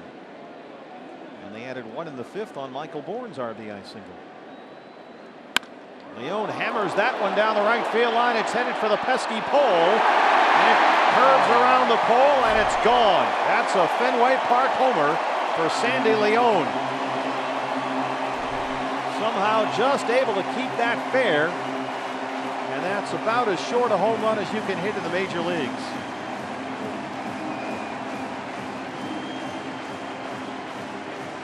Sandy Leon is 5th of the year, and it's 3-2. Well, that doesn't seem right. I got a ball down and in and barreled it up down that right field line. We were hoping it would hook into foul territory, but as you said, curves right around that pole and into the front row of the bleachers. He didn't hook it until after it got past the pole. That's always the key on those, and he was able to time it right. What a revelation Sandy Leon has been. The lowest batting average he's had this season was .363 on August 8th. And you know what? Last year he did absolutely nothing. Nationals gave up on him in March. He was sold to Boston. He hit a .184 last year. And he wasn't hitting much this year, AAA Pawtucket either when he came up, but he's done nothing but hit at this level. Long run for Brito. Segura's back there, and Brito calls him off, and it drops in between, and Brock Holt sneaks into second base. Segura had it. Brito was coming in on a dead run and may have called him off at the last moment, but then Socrates gave up on it. If you call him off, you have to go ahead and make the play. Gene Segura did what he's supposed to do as a second baseman, go out until you hear the right fielder call you off. Segura hears Brito, backs off the play, and Brito just doesn't make the catch. Well, that just can't happen. No, Archie can't catch a break in this 5th inning. Mike Butcher going to go out there and kind of hit the reset button. With a run in, Brock Holt standing at second base and still nobody out. They put an error up on the board for the Diamondbacks.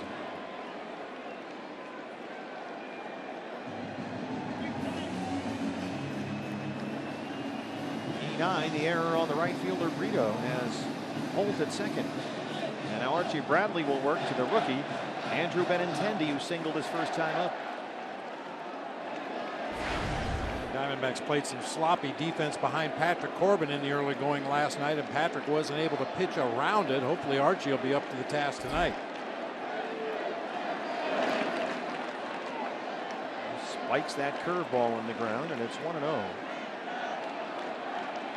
Archie had a bit of a mess on his hands in the third.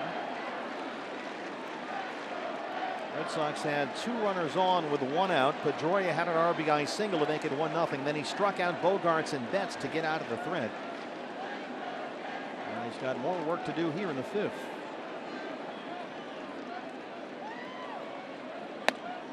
Behind on Benintendi, 2-0.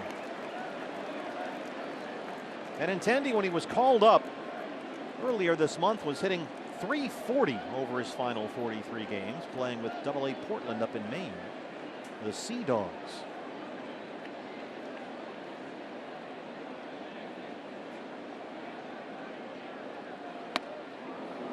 That's a strike, and it's 2-1. You were up there in Portland watching Michael play a couple of years ago. Remember that?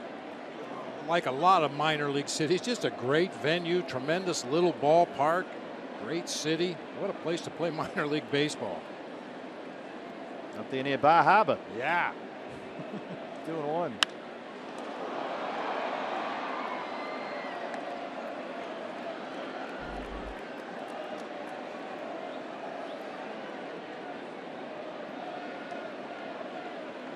Obviously a very small sample size for the young left-handed hitter, but he's 3 for 7 this season with runners in scoring position.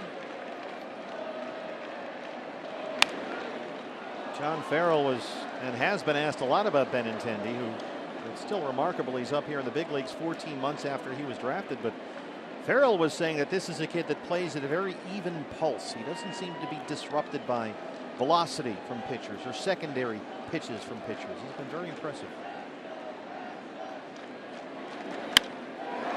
Gets this one out to deep left center. Bourne on the run. He's going to have to play it off the wall. Brock Holt will come in and score. Benintendi an RBI double, and he ties the ball game.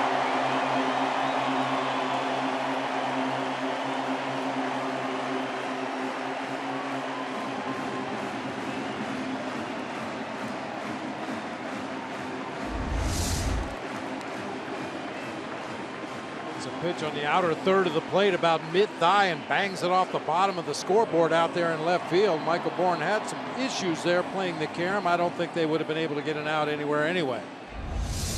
So a home run around the pesky pole in right field. A bloop that dropped in for a double. It was an error, E9. And now the RBI double by Benintendi has tied the game. Here's Pedroia, who had an RBI single his last time up in the third.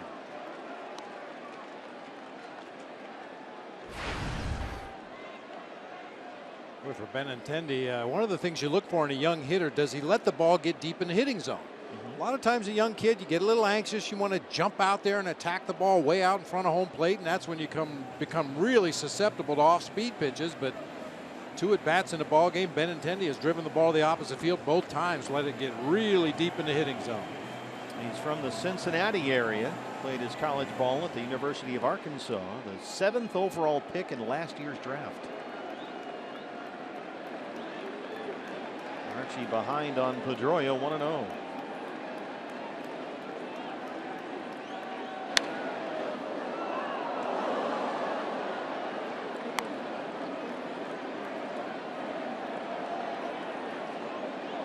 Think of big guys, big power hitters who are right-hand hitters like George Scott or Rob Deere, both guys who played here.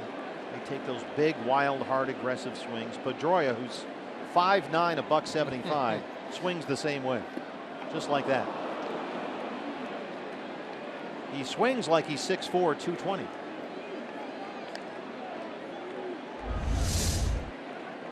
He's certainly not the offensive player you would anticipate given his size and the position that he plays, but he takes a rip.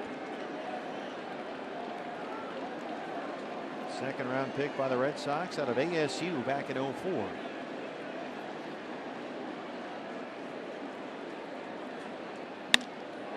Ground ball to second. Segura's over there. Benintendi gets into third, and Archie Bradley has his first out.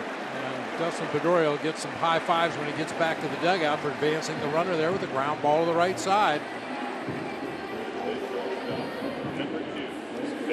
Xander Bogaerts is 0 for 2. He has grounded out, struck out.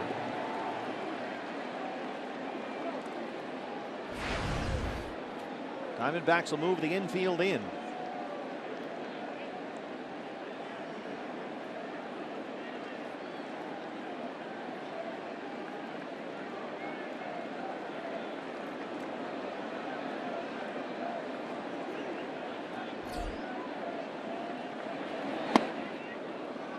Good fastball from Archie, and it's 0-1. Interesting tidbit in the Red Sox media guide. Xander Bogaerts has a twin brother named Jair Bogaerts, who was involved in the trade with the Chicago Cubs that sent Theo Epstein to the Cubs. Oh. It's working out pretty well for Chicago. Bogaerts is from Aruba. He's 23 years old. Archie ahead 0-2. Yeah, he and his twin brother were signed on the same day by the Red Sox, and the Cubs sent a couple of relief pitchers, Chris Carpenter and Aaron Kurtz, to the Red Sox for Theo Epstein and Xander Bogaerts' twin brother. Good deal for the Cubbies. Would have been even better if they could have got Xander Bogaerts. Another case of getting the wrong brother. Bogaerts hooks that one foul. Xander Bogaerts earlier this year hit in 26 consecutive games from May 5th through June the 2nd. He hit safely in 26 straight. Jackie Bradley Jr. had an even longer hitting streak this year. Bradley hit in 29 straight.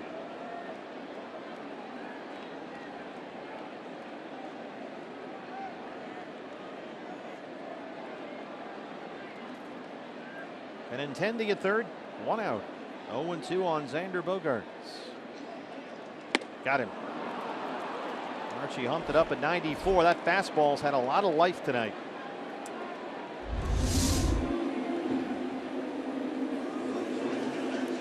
Once again, great location. Too close to take. Just far enough out of the strike zone that Bogaerts couldn't get to it. One more big out to get. It's Mookie Betts, who was grounded out and struck out.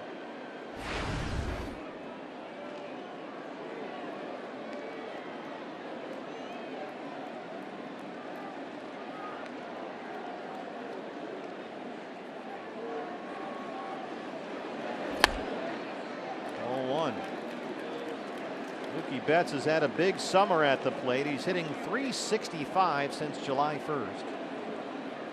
24 extra base hits in his last 32 games. Bradley at 80 pitches, 53 strikes. Chopper over the head of Lamb and into left. Benintendi scores, and it's 4-3 Boston. Just too high for Jake that time.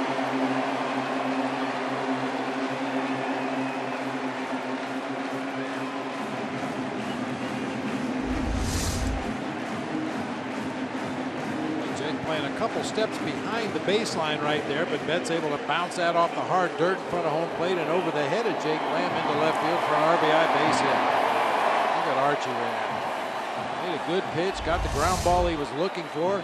Betts just smothered it in the dirt, but got that trampoline bounce. And now he'll deal with David Ortiz. Diamondbacks put the shift on. Betts has very good speed at first. Ortiz 0 for 2.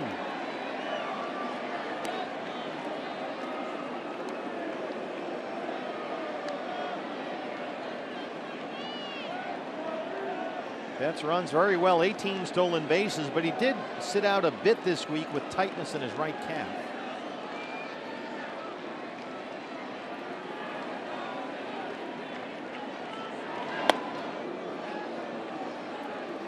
And Big Papi to move those big feet, 1-0. That's a good pitch. I mean, Big Papi doesn't like to move. He likes to get comfortable in that left-handed batter's box, and have you throw the ball out there over the plate where he can really drive it, make him move his feet.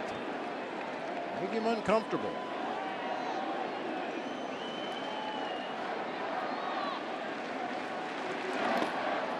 See all the people with the cell phones taking pictures. At this point, every Ortiz at bat is an event in this city. 3 hits last night, including a homer to straightaway center. It's been a Big Papi love fest here all year long.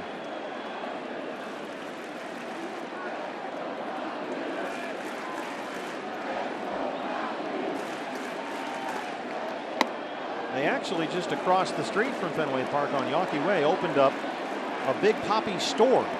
There's an entire store filled with Big Papi stuff. T-shirts and hats and buttons and keychains, whatever you want. Tortilla chips and hummus and salsa. Even Dunkin' Donuts is in on the act. They've changed the name of the company.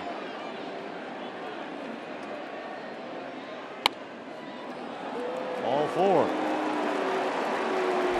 First walk tonight for Archie. Throwing in the Diamondback bullpen. He's at 85 pitches.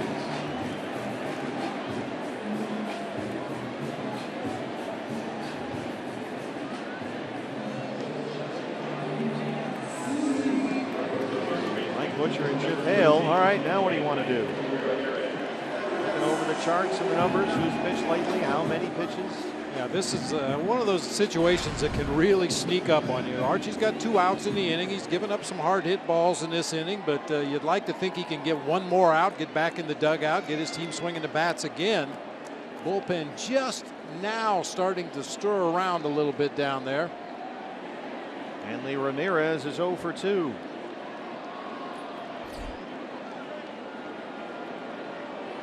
Mookie Betts at second, David Ortiz at first. 2 outs and 3 runs in.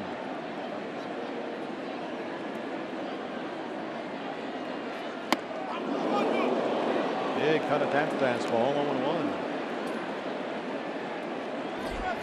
Steve Hathaway, who's from the area, grew up about 30 minutes from here in Acton, Boxborough. The left-hander warming up.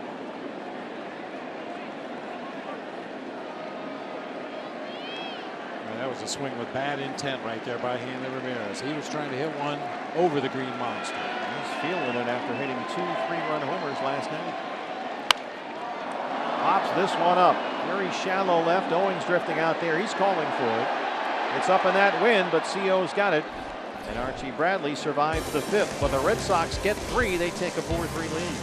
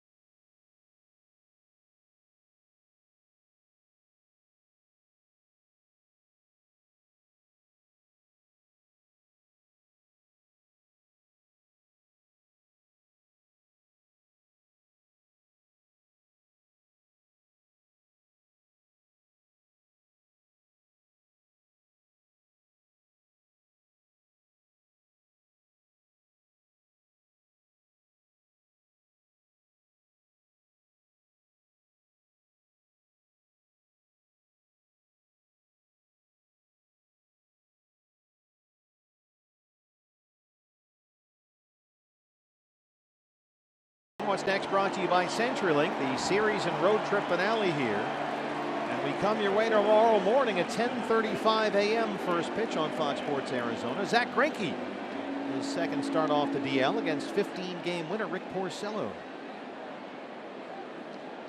Diamondback Live comes your way at 10 o'clock in the morning. First pitch at 10:35. The left-hander Robbie Ross still in there for the Red Sox. Jake Lamb leads off the 6th. Jake has walked. He's got an RBI ground out, 0 for 1.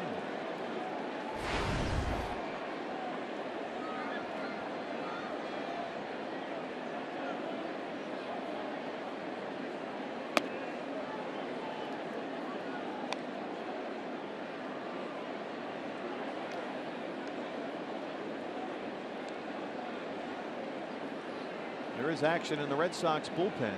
There's a right-hander throwing down there. 1-2 now on Jake Lamb. Clay Buchholz tonight went 4 1/3. Tazawa throwing for the Red Sox.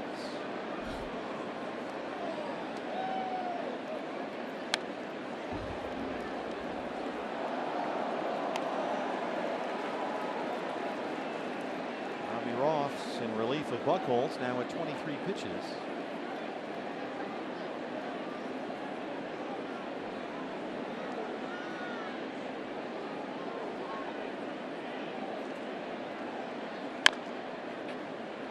Chop foul to first.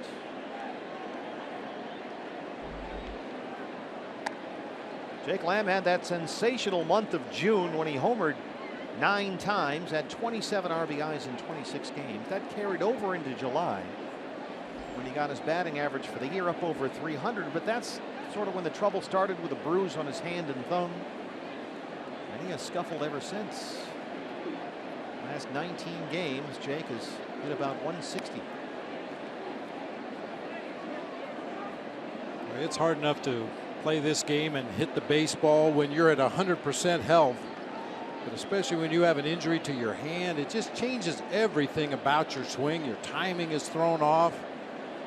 You get to that certain point in the swing when you know you're going to feel a little bit of discomfort, sometimes a lot of discomfort, and it just changes everything.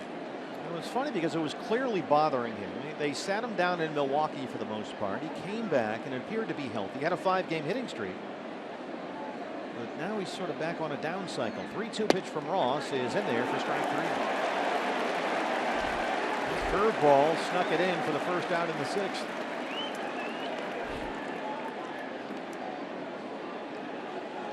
Watch Robbie Ross out there on the mound. I can't help but think of Wade Miley, former D-backs left-hander. That's a good call. Stocky left-hander, very aggressive. Well, Robbie Ross will exit. And John Farrell goes back to his bullpen. Junichi Chizawa coming in, the right-hander, will take a break from Fenway Park.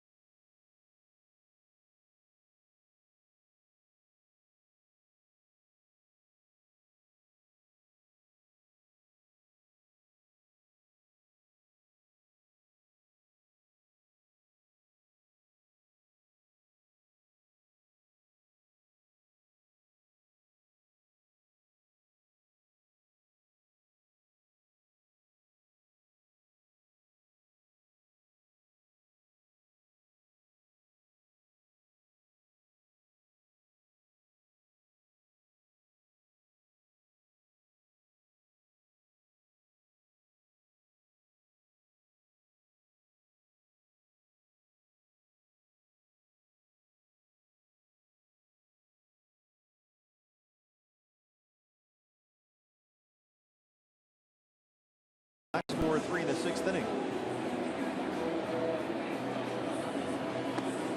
Hey fans, anytime the D-backs score 5 runs or more, Taco Bell is giving away 3 free tacos with the purchase of a large drink between 4 and 6 the following day at participating locations. New pitcher for the Red Sox, the right-hander, Junichi Chizawa. He was on the DL for a while, last month in fact, with a right shoulder impingement, and was activated near the end of July. He's made 7 appearances since, a 3.96 ERA in 42 games. Fastball splitter slider combination from Chizawa. Work to Ricky Weeks Jr., who had an RBI single his last time up. Ricky's 1 for 2 tonight. The DH and batting 5th for the Diamondbacks.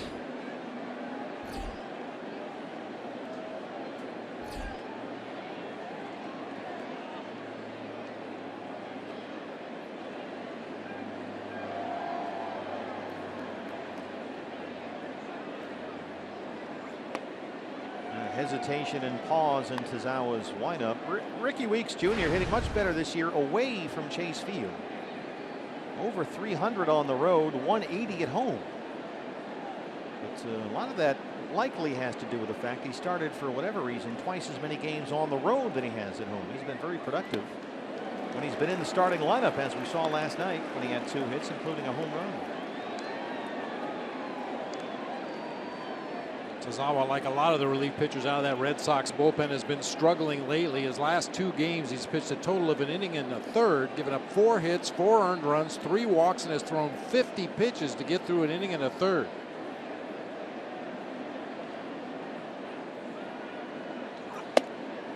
Well, he manages to almost come to a complete stop while he's balanced on one leg. There's a noticeable pause in the delivery. A lot of the Japanese pitchers seem to have it, but his comes later in the delivery than most. saw that fastball at 93, and because of that split finger fastball, he actually has better numbers against left-handed hitters this season. It's a little double hitch with that front leg extended out over the mound. 2-2 now on Weeks Jr. Tazawa, second on the Red Sox in relief appearances with 42 this year.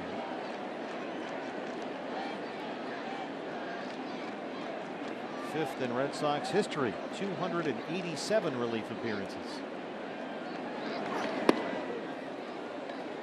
Curveball missed, and it's a full count, 3-2. Yasmani Tomas on deck. Back from that neck stiffness that kept him out all 3 games in New York.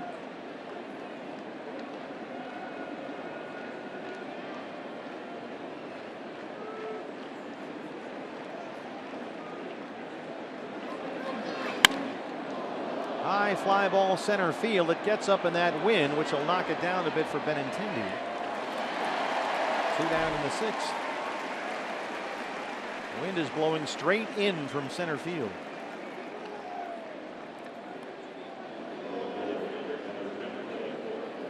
El Tanque, Yasmani Tomas, has grounded out twice. Now with 270 on the year with those 21 homers.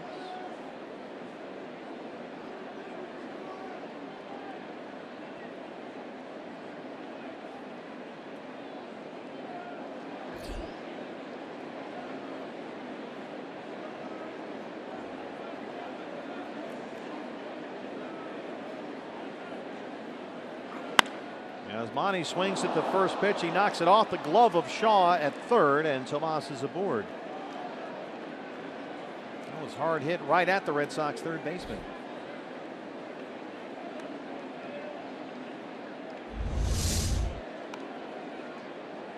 Tomas, we talked about it in the open of the show. You pitch him from the middle of the plate in, he's going to pull it to the left side of the field somewhere hard, this time right at Travis Shaw at third base.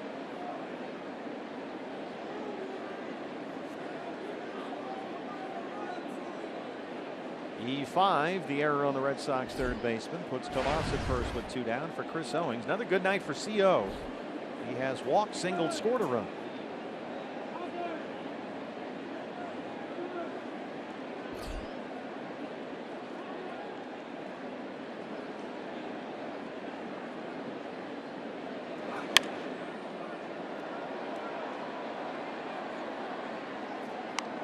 Chris has now hit safely in 6 straight games. And a 2-hit night here last night on his 25th birthday. Amazing to think that CO is only 25. Seems like he's played for the Diamondbacks for 10 years. Yeah, we heard so much about him coming up through the minor league system. Player of the year in the Coast League a few years ago.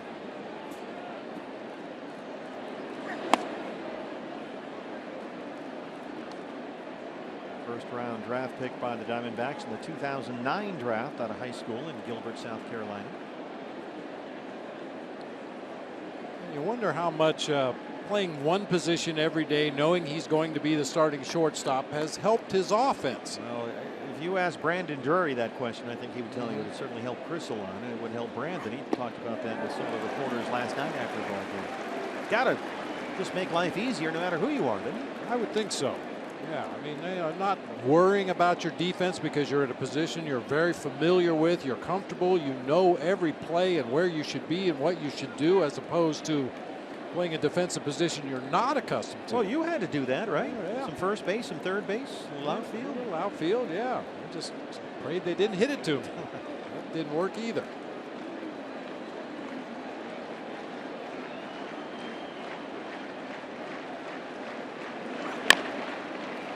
Chopped foul to third. Will Little, the third base umpire down there. But did you find that it disrupted your hitting or your offense? I can't say that it did. I mean, I had some good offensive days playing first base. I had some good offensive days behind the plate, and I had some bad. You know, I guess I was able to separate one from the other well enough that I didn't feel like playing multiple positions ever really bothered me offensively. But then again, I wasn't asked to play right field for 2 weeks in a row or play third base for 10 days in a row. It was usually a game here or a game there just to get out from behind home plate. Brandon Drury, who had never played the outfield before A.J. Pollock got hurt, has been coming to the park every day. He might be in right, left, second, third. Brandon still insists he's an infielder and hinted after the game last night that, yeah, it's probably disrupted his hitting a little bit and his approach, but he's a professional. It's his job to be ready. He's the first to say that. But with Nick Ahmed injured right now, CO is getting the bulk of the work at shortstop. Just able to fight that one off. It stays 2-2.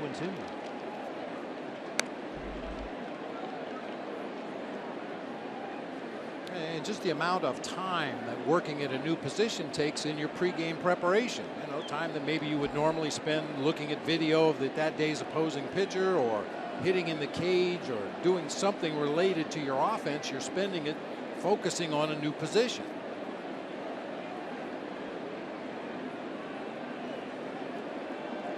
CO played a pretty fair amount of second base in spring training. He was in the mix for that job. Wound up in center field.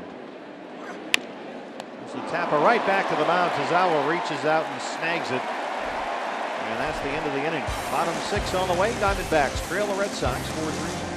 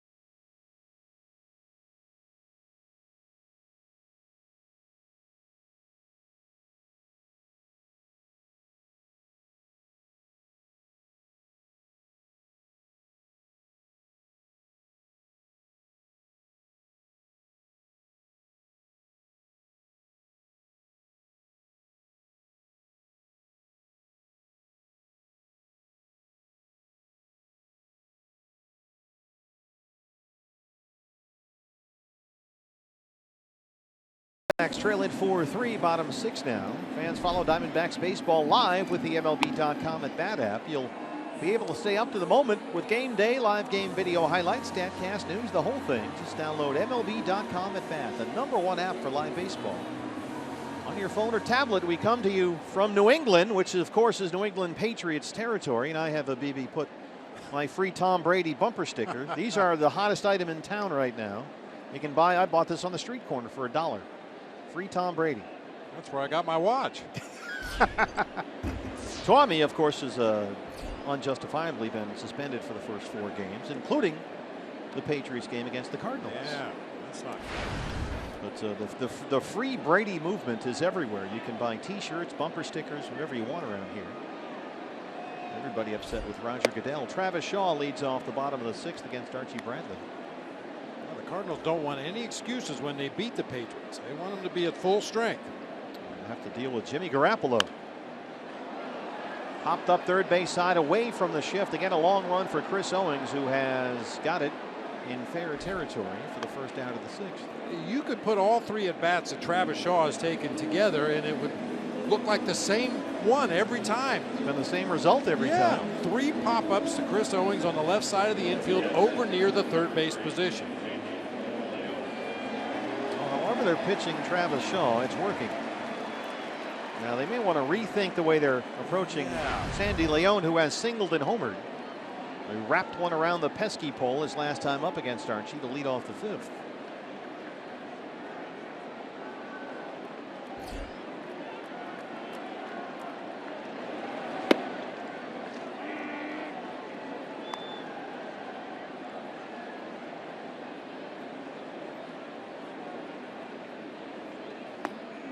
This was the ultimate Fenway Park home run. It really was. Hooked it around the pesky pole down that right field line. Of course, named after the late great Johnny Pesky, a teammate of Ted Williams on the 1946 Red Sox team that lost the Cardinals in the World Series that year, and a longtime coach and manager here. His number is retired along the right field wall. 3-1 now on Leon. Jim Rice, Pedro Martinez, Wade Boggs, Johnny Pesky, Carlton Fisk. Well, Leon's aboard for the 3rd time tonight. 2nd walk issued by Archie Bradley. And that'll bring up the left fielder, Brock Holtz.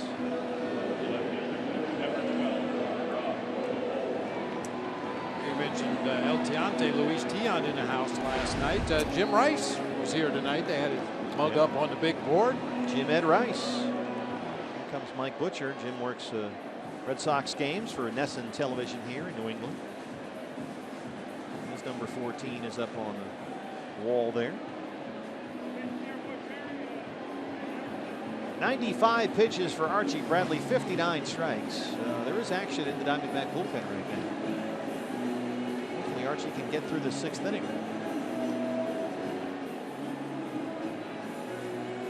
Randall Delgado, the right-hander. Steve Hathaway, the left-hander, who was warming up earlier in the ball game. Big thrill for Steve, who grew up about a half hour from here and went inside the Green Monster with Todd Walsh earlier.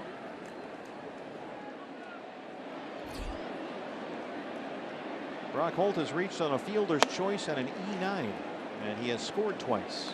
6 of the 13 runs the Red Sox have scored in this series so far are unearned. That hurts.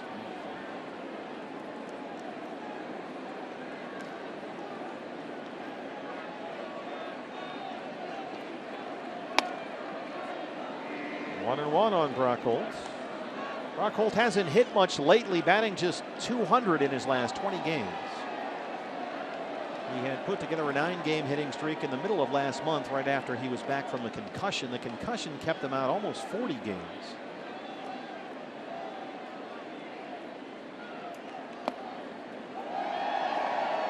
Changeup missed by Bradley, and it's 2-1. It took me a while to find it in the Red Sox media guide, but that area right down there by the pesky pole, 302. I'd say he hit it about 309. Yeah, maybe. Maybe. Counts just the same as Ortiz's last night. I mean, it's only 310 down the left field line, but you've got the Green Monster out there you have to deal with.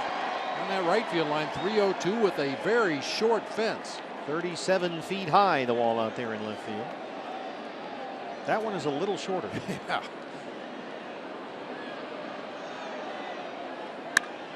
Brock Holt drives it deep to right center field. It's headed for the Red Sox bullpen, and it's over the bullpen. A home run.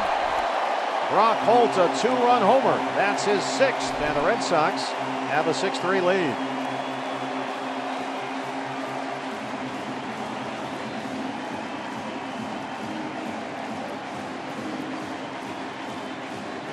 Barely moving the flag out in center field right now. Brock Holt really stepped on that low fastball. That's going to be it for Archie. Yeah, unfortunately, Archie pitched a real good ball game early, but just couldn't seem to pitch around that air in the 5th inning, and then the home run here to Brock Holt in the 6th. Archie Bradley at 100 pitches, 61 strikes, will leave in the 6th inning. Steve Hathaway, the Massachusetts native, is coming in.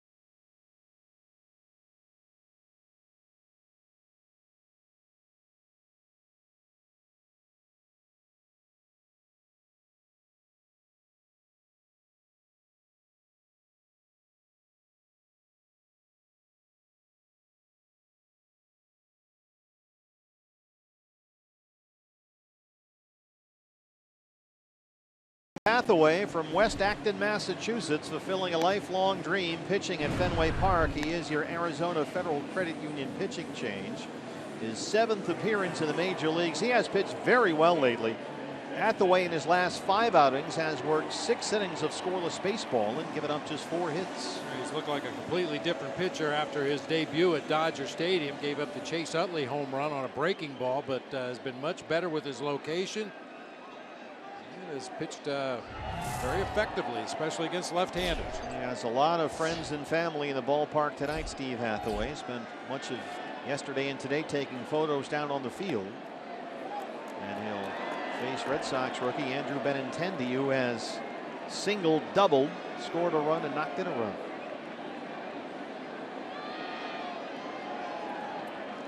Boy, Archie Bradley looked really good for the first 4 innings. And a couple of bounces that did not go his way in the 5th. And then walked Leon before Brock Holt stepped on one for a 2-run homer. But Archie came out aggressive, had a lot of life on that fastball. Had some big strikeouts when he needed them. When he leaves trailing 6-3. 2-1 on Benintendi.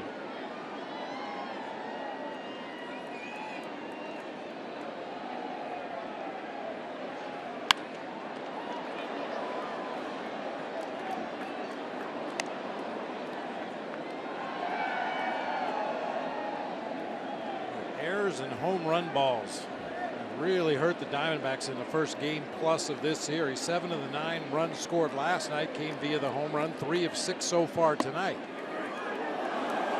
Steve Hathaway strikes out the first batter he faces at Fenway Park.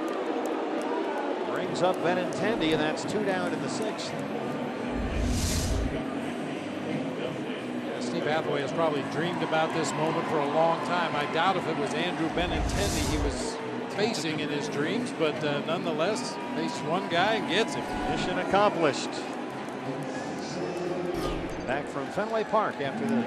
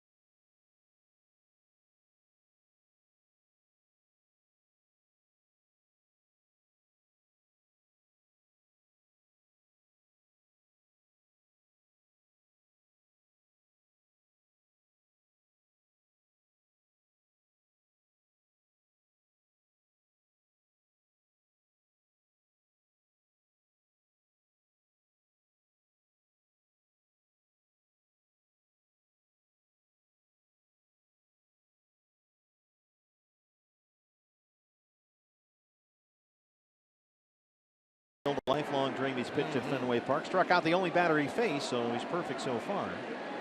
And now the right-hander Randall Delgado is on to face Dustin Pedroia.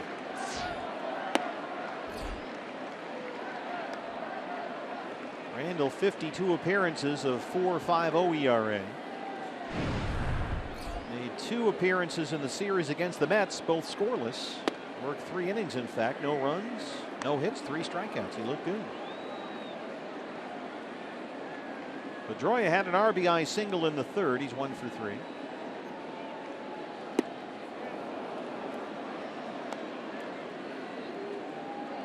D-backs have been out hit 7-4. They trail at 6-3. Boston with 3 in the 5th, and now 2 here in the 6th. A 2-run home run by Brock Holt.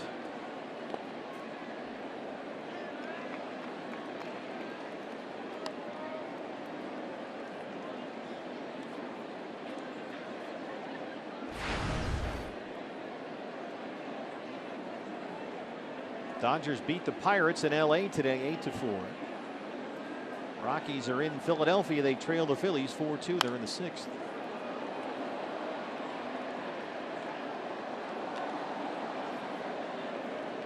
Later tonight, the Giants are hosting the Orioles. Baltimore leading the Red Sox atop the AL East right now. That's Gausman and Bumgarner. Padres are at Citi Field. They're tied with the Mets 1-1 in the 7th.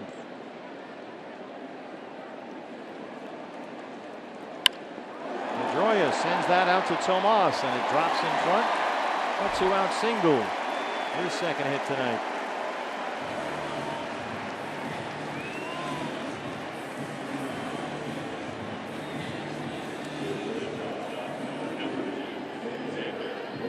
Xander Bogaerts 0 for 3 with a pair of strikeouts.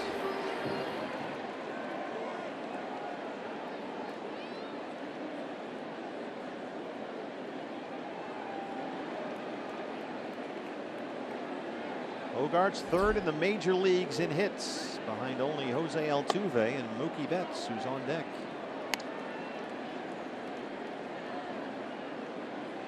Throughout the first couple of months of the season, if you picked up the newspaper in the morning or went online, for those of you who like to read the paper online, Those few of you. there were 3 or 4 Red Sox leading every offensive category. They were just all over the place. And then you got into the hitting streaks we talked about. First it was Bradley, then Bogaerts.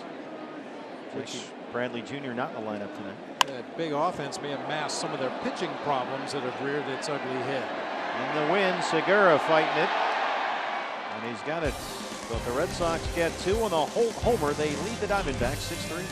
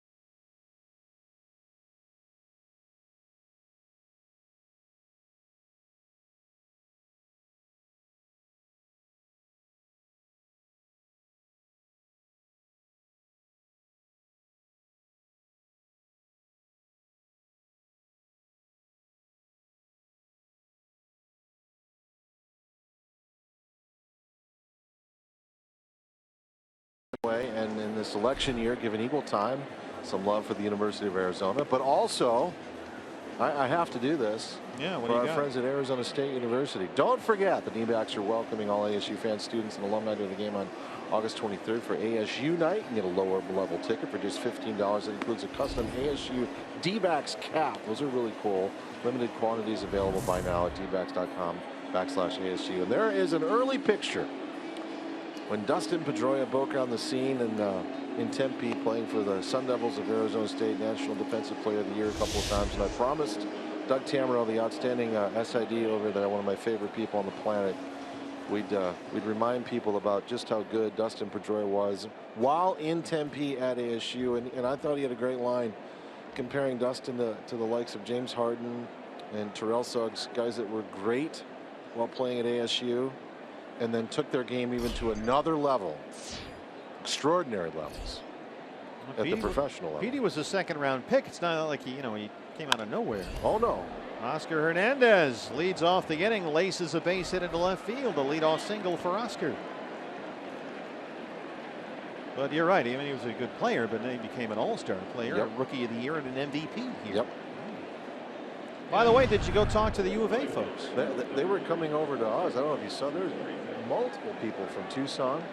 Matt Barnes is the new Red Sox pitcher. Indeed he is, and it's sort of like Southern Arizona East. What? I don't know how I did that. Sorry, it was a Sausage Do you have King. a Compass app on your phone? Socrates Brito. This guy. Are they from here? Are they visiting? Yeah, there's a few people that have moved here. A couple of guys that were in the service that found their way here from Marana and all of our corporate sponsors and the Diamondbacks corporate sponsors. It's a lot of fun out there. You should take your battery-powered pencil sharpener and Don't go start. out there. I can't turn it off. I had to take the battery out. I know. I can hear it. It won't shut off. Look. I can't. It's stuck. I had to take the batteries out. I don't know what happened. I wondered what you were doing. I over was like, there. what's that vibrating? The whole thing is shaking, and it's, I don't know. Bought it for $6. What do you want? 0-2 on Brito. Maybe Todd has one in the garage. Oh, no, I'm sure he does. Mine are, well, they don't have batteries.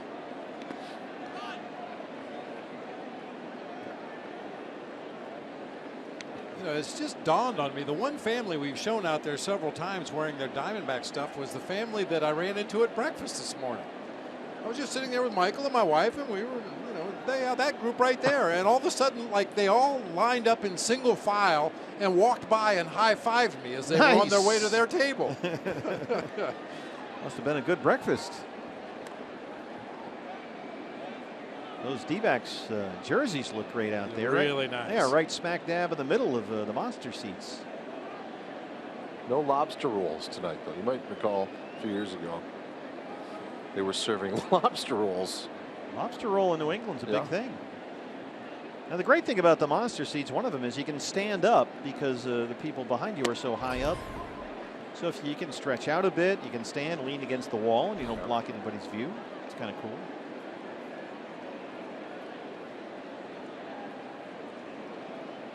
I wonder how they determined how many seats to put out there and how to space them, because generally, you know, you open an area of the stadium like that, you try to jam as many seats in there as you possibly can. But it looks like there's plenty of room to roam, like you said. You can stand up and watch the game. It's very comfortable out there. It really is comfort. They have their own food things out there, their own restrooms. I mean, they make it as convenient for you as they possibly can. You don't have to travel far. You do occasionally get the foul ball when you're in the luxury suites. Uh-oh, that's Tom Warner's box. One of the owners. Somebody's in trouble. We just broke the owner's private suite. 98 from Matt Barnes. Matt Barnes is a local kid. He played at UConn. He was a teammate of Nick Ahmed's for the Huskies. And he strikes out Brito, one down to the seventh. Steve Hathaway was telling me that he and his family, Steve, I'm sure you remember this going on, but when they reinvented the Monster, he had that lottery, right? Oh, yeah, you had to wait years to get tickets, yeah. He and his family won. Oh, this is bad. John Henry is out there, the principal owner of the Boston Red Sox. Who broke? Hey, you kids. Somebody's going to pay for this. Yeah, it's going to be him. Gene Segura. Is that bad when you break the glass in the Red Sox owner's suite? I know it used to be bad when we broke Mrs. Mobley's windows back in Coshocton. Yeah, this might be a little worse. Todd, can you go over there and apologize? Can we send you over there? We just broke the glass in the owner's suite. I'm going to go ask for the ball. We might have to do one of those recreations, you know, where they used to do that on radio where you recreate the game. Now, you know what would have happened if they had that done by Safelite Auto Glass? No It worries. wouldn't have broke. Yeah. I mean, what we need to do is get Sean McLean over there. Sean is here from Safelite Auto Glass, Todd. Can you go out and get Sean? Okay. And then bring him over to meet John Henry, and maybe we so can get him a deal. I got to write this stuff down. Well, it just occurred to me that we have Sean out there, the lovely Sean McLean, Okay. who modeled our batting practice pullover. He's here from Safelite Auto Glass. He's on the Monster. He's sitting out on the Monster with Ron Goodson from Pepsi. And they turn a gorgeous double play. Well, you were talking about Dustin Pedroia as a good defender. There you go, huh? Case in point. Stretch time at Fenway Park. Call Safelite Auto Glass.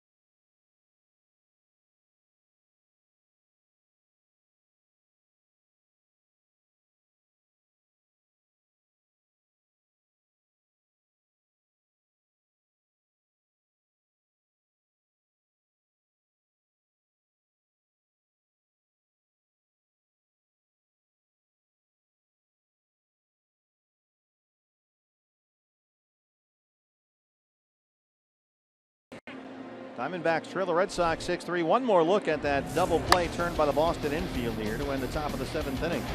LaJoya, Bogarts, turn it. That's our Cox Gig Life high-speed highlights behind Matt Barnes. You know, some of the plays that we've seen Bogarts make out there at shortstop in this series kind of remind me of Ozzie Smith. He has a graceful, almost like a dancer around the bag. Just great body control.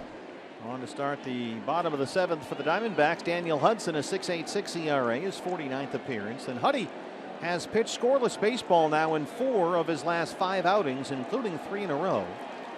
He last worked Wednesday in the win over the Mets at Citi Field. Mookie Betts leads off the Boston 7th. First pitch swinging, pops it up. Very shallow right, Segura drifting out there. Brito coming in, and James got it. 1 away.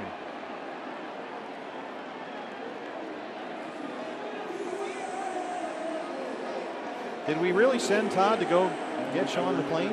Yes, he's on his way, I'm told, to get Sean McLean from Safelite Auto Glass. Well, Sean's here trying to enjoy the game. We're going to make him work, I guess. But if we can, you know, cut John Henry a deal, maybe you and I can get something out of this. Some free tickets or something? Fix your glass and you can send us Mookie Betts and Xander Bogarts.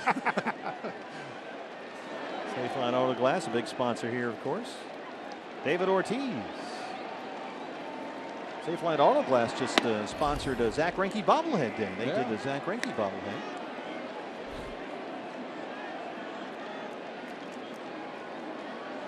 That is the owner's suite, and we broke the window.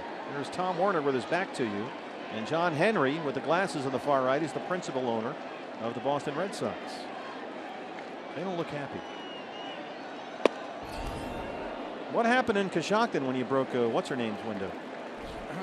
We had to pay for it, and we used to start the ball games. You know, depending on how many guys you had, you might play 3-on-3, 6-on-6, however many guys showed up. And before the first pitch was thrown, no chips on windows, which meant if you break it, you pay for it. We're not splitting this up 6 ways. Yeah,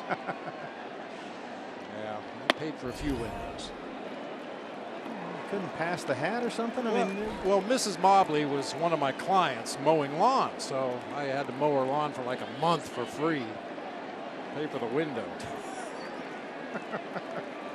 Must have been some window, picture window or something. David Ortiz 0 for 2. He walked his last time up. And he hits this one hard right at Brito. Well, that's one of those that you lose in the lights. That happened to Benintendi here the other night against the Yankees in left field. That one was coming out of those lights behind the Diamondback dugout. I think that ball was hit so hard on a line it didn't get up as high as the lights. Socrates had to go down to a knee to make the play out there in right field. 2 down for Hanley Ramirez.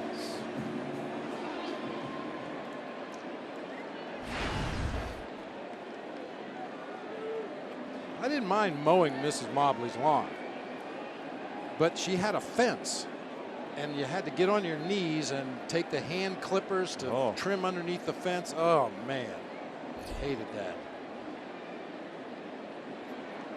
Well, any job doing is worth doing right.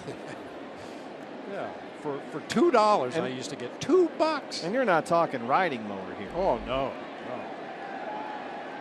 $2? $2. You were not a good businessman, I had to. Well, it was the times, you know. Back in the 60s, for crying out loud. That was big money. I bought my first bicycle with lawn mowing money. Wow. $54. It's the price of a beer here. Or a window in the executive suite. Well, I'm afraid to see what the bill's going to be on that one. Any other luxury suite, you know, you write it off, whatever. It's the price of doing business. But when you break the window of the owner's box, they're getting an estimate now. The 2 owners are out in front. Look at them. What are we going to do? Who's responsible for this? You've got the 2 owners of the Boston Red Sox out in front of their broken window. Tom Werner and John Henry. John's wife, Linda Pizzuti, was on the field before the ball game, distributing one of those giant checks to a charity here in New England. The Red Sox do tremendous work in this area. The Jimmy Fund and a number of other worthy causes. Well, they've got some underlings to come clean up the broken I glass. bet they have a few underlings. Boy, that was a direct hit. Hey, you know your window's broken? Just put, you know how they always put the masking tape, just a big X? Just leave it like that.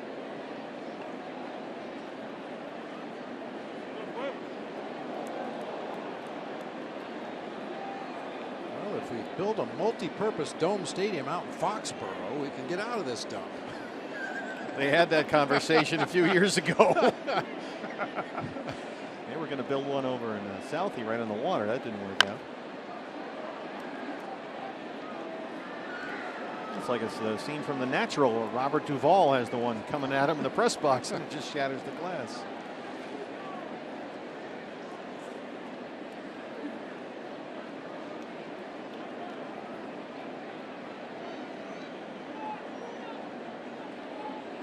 Oh, 0-2 on Hanley Ramirez.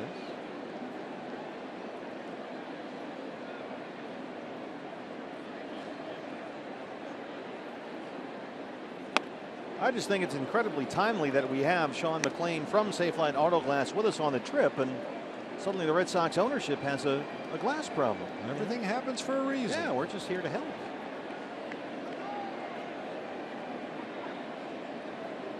If they have a problem with their Pepsi distributorship, we can get Ron Goodson over here. He Sure. can help them out. Get him some diet sodas.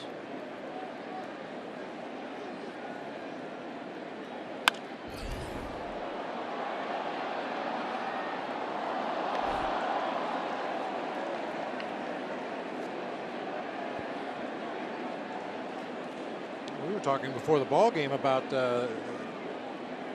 period of time when they had the big box underneath us, the glass. It was called the 406 Club. 406 It was Club. exclusive luxury seating, and it screwed up the whole ballpark. I mean, that was all glass. Yeah, it was completely enclosed, and when you sat in there, it was under our position where we are here, and it was wall to wall from one end of the press box to the other, one level below. That whole area right there used to be one giant enclosed thing. It was like a big glass enclosed movie theater, and you couldn't hear anything inside. It was dead silence. You couldn't hear any sound of the game. It created these weird swirling crosswinds, and people just did not like it, so they ripped it up. Well, that had to be unbreakable glass, though, right? Because that would get peppered with foul balls. You're right. Yeah. Or not. That would be interesting. Heads up. Here comes another one. Incoming. Well, we did send Todd back out there to try and find Sean. 10th pitch of this at bat to Hanley Ramirez on the way from Daniel Hudson. Slid up in the air for Brito in right field. Another scoreless outing for Daniel Hudson. He's starting to get back on track. Huddy a 1-2-3-7. Diamondbacks down 6-3.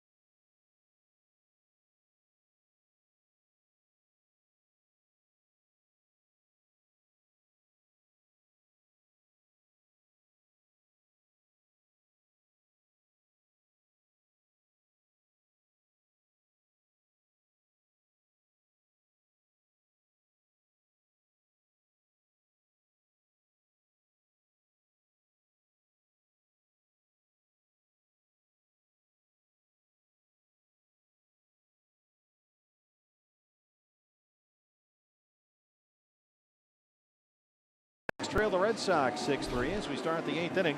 And fans, nobody sees sports quite the way Colin Cowherd and Jason Whitlock do.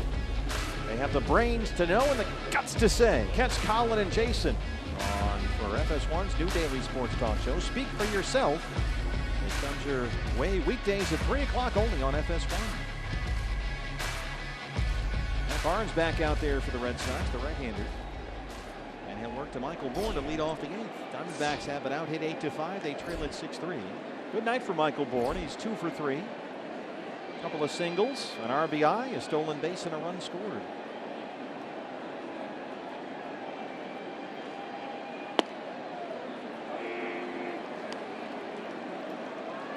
A lot of baseball fans, I'm sure a lot of Diamondbacks fans have been following the progress of Indians prospect Francisco Mejia in his hitting streak. Oh yeah, what was it up to? 49 games, and it ended tonight. A 49-game hitting streak. That's amazing.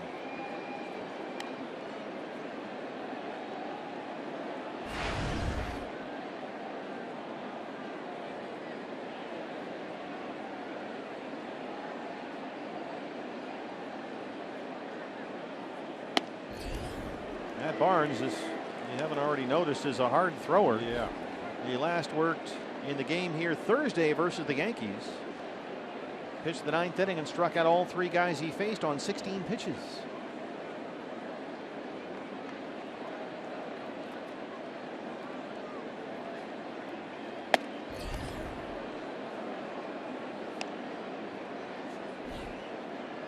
Consistent high 90s for Matt Barnes.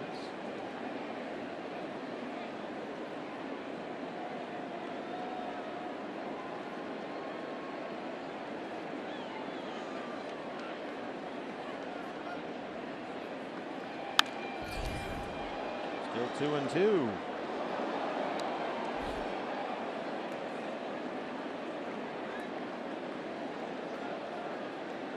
Matt Barnes was a first-round draft pick by the Red Sox in 2011. Grew up in Connecticut and was a teammate of Nick Ahmed's at UConn. That was a very good UConn team that year. Had a number of major league players on it.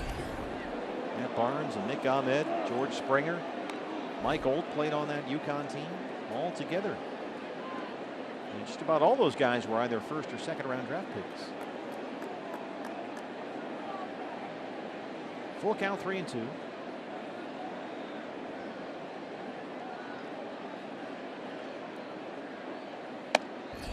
A leadoff walk. That's the 5th walk issued by Boston pitching tonight. And here comes Goldie.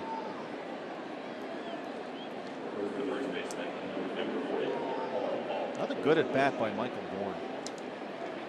Had a good night. Couple of hits, drove in a run, stole a base, scored a run.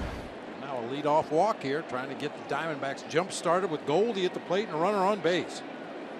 Goldie has struck out, walked, stolen a base, scored a run, and grounded out on a fielder's choice. So he's 0 for 2. Got a 4-game hit streak on the line. 7 hits so far on the road trip. 98 misses up and in, 1-0. Barnes getting a little wild here to open up the 8th inning.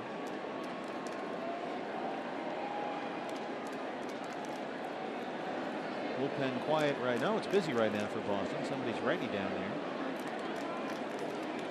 Looks like former Diamondback Brad Ziegler.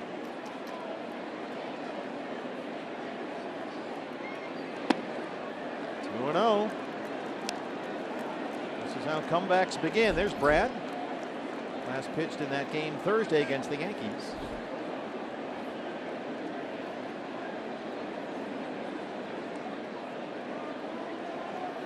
I find it interesting that twice tonight Xander Bogaerts has run to the mound to talk to his pitcher when he kind of lost the zone a little bit. You know, you assume it would be Dustin Pedroia, maybe Hanley Ramirez, but it's the young shortstop Xander Bogaerts who's taking charge. And he looks at a 2-0 fastball. Xander Bogaerts has been an upcoming star in the Red Sox system. Only 23. He'll be 24 in October.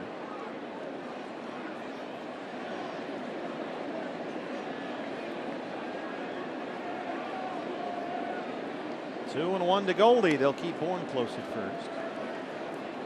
Michael already has 1 stolen base in the ball game tonight. His 11th this year.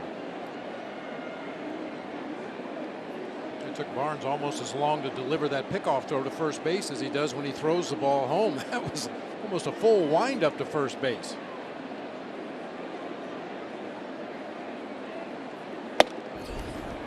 Another 98-mile-an-hour fastball, but once again he missed, and Goldie's ahead 3 balls and a strike. 21 pitches for Barnes, only 11 strikes. He's already walked Bourne to lead off the inning, now behind on Goldschmidt.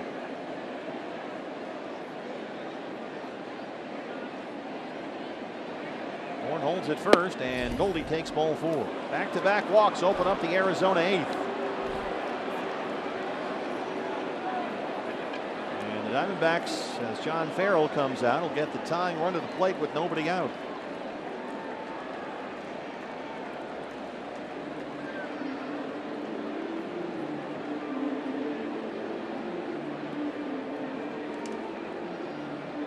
Interesting that the Diamondbacks, Bob, now find themselves in the situation that so many teams who have played them in recent years found themselves. You get in a late inning jam here and you need a ground ball. You bring in Brad Ziegler. Yep. I'm kind of surprised John Farrell didn't make the change.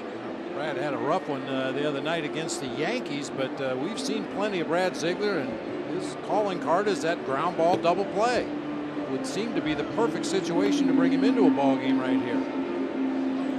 Like Barnes against the lefty Lamb for whatever reason. Barnes, 22 pitches, only half of them strikes, and now he'll work to Jake Lamb with Bourne at second, Goldie at first, and no outs. Jake is the tying run at the plate.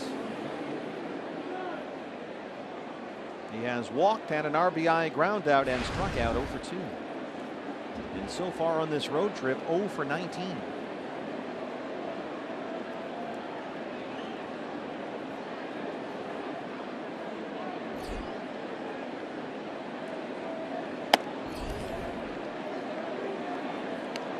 Now I'm guessing that Jake Lamb has been watching that Matt Barnes just cannot locate right now, right? Does that make him extra patient? You certainly hope so, yeah. I mean, when you get a guy struggling like this and you're just needing base runners in a ball game, you got to make him throw a strike.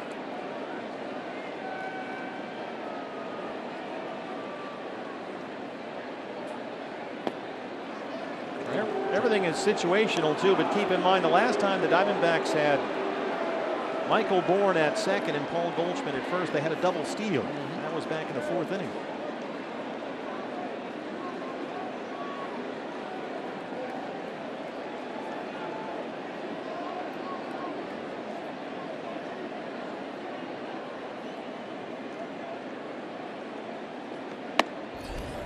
Three and 0. He's already walked 2.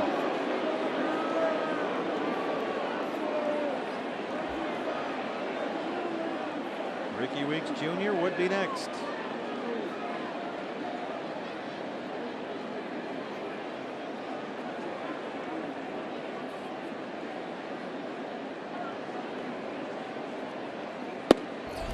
He has walked the bases loaded to start the 8th inning. And now John Farrell's going to pull the plug.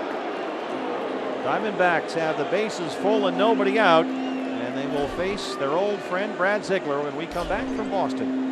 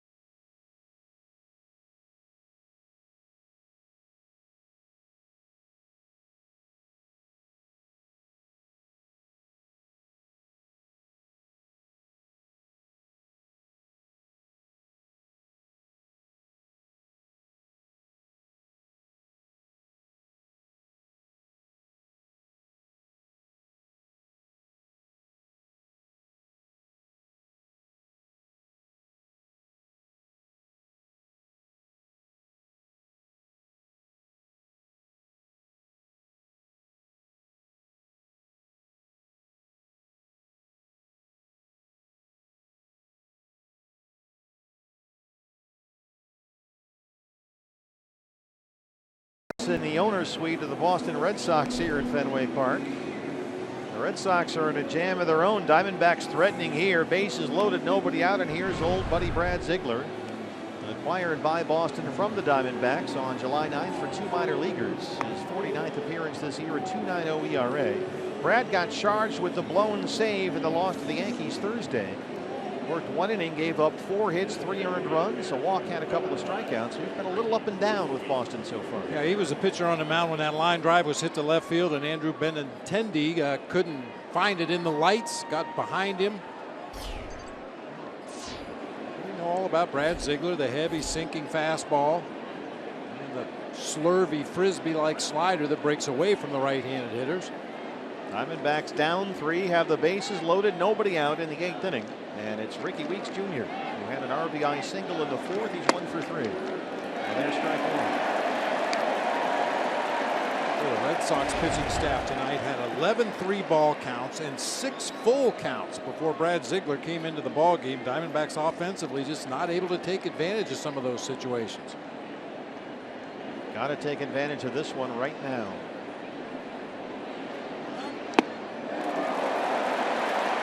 0-2.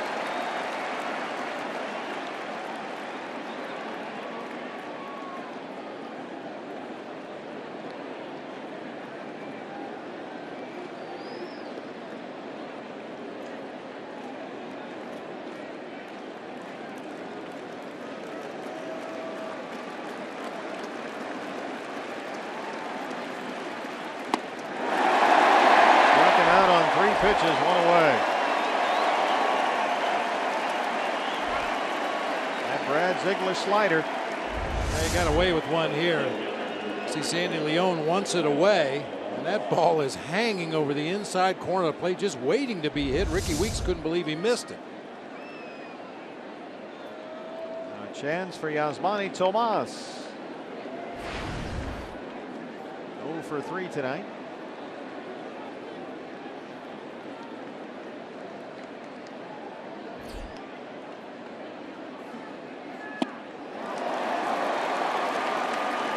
Brad Ziegler fastball at 86, 0-1.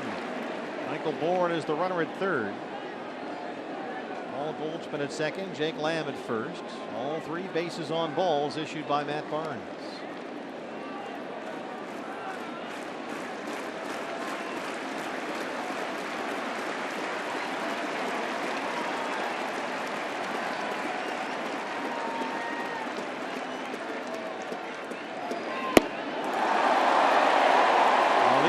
Types of swings that we saw from Yasmani Tomas earlier in the year. And he's down 0-2.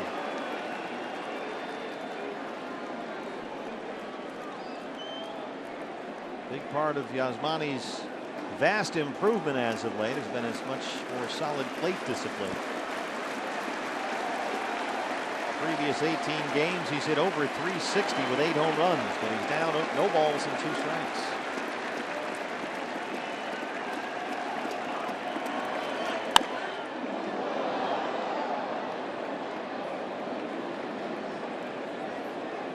Barnes responsible for all 3 D-backs base runners.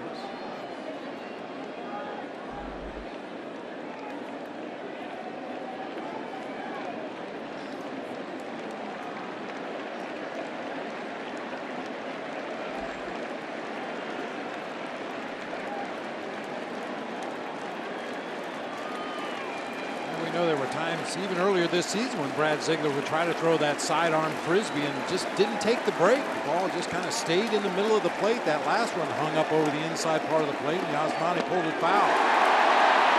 And he strikes out Tomas. Yasmani, some wild swings, his feet moving all over the place. And Ziegler gets him for the 2nd out. Not so sure Yasmani saw any of those pitches he swung at right there. Didn't look like it. Well, Chris Owings has been hitting the ball very well as of late. He has walked, singled, scored a run tonight. He's hit safely now in 6 straight games. And he's up there with the bases loaded and 2 down. 7 pitches so far for Ziegler, all for strikes. He's punched out 2. There's another strike, 0-1. Well, Matt Barnes walked the bases loaded. And Ziegler has come in, 8 pitches, all strikes.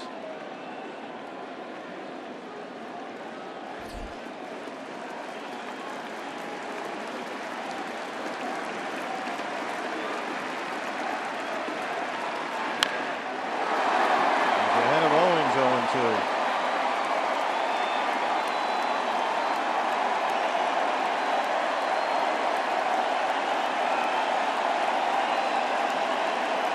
Perfect 9 for 9 for Ziegler. They're on their feet here in Boston. Well, you know a lot better than I do, but this could be one of those defining moments for Brad Ziegler as far as the Red Sox nation is concerned. They are very stressed about the condition of the bullpen.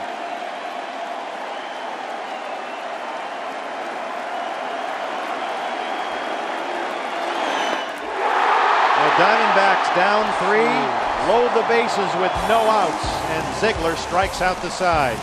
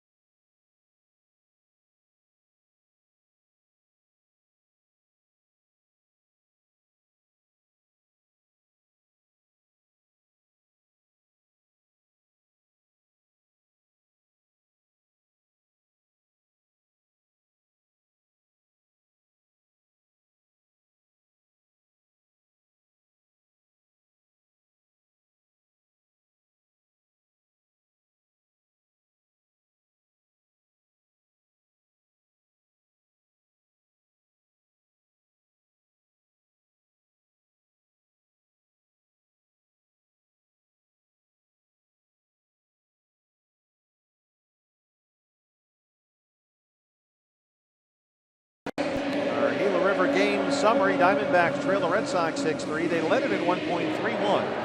But Boston got 3 in the 5th and 2 in the 6th. Diamondbacks just had a golden opportunity. What an 8th inning that was. 3 walks followed by 3 strikeouts. Brad Ziegler, after Matt Barnes had walked the bases loaded, came in, struck out the side on 10 pitches. Wow. All of them strikes. That's been a issue for the Diamondbacks offense all season long. They're hitting about 200 now with the bases loaded. In 79 plate appearances with the bases loaded, they've struck out 23 times. Left-hander Adam Loewen is on 6 appearances with the D-backs since his call up from Reno. He has pitched scoreless baseball in 5 of those 6 outings. He worked Wednesday at Citi Field against the Mets. Aaron Hill will bat for Travis Shaw.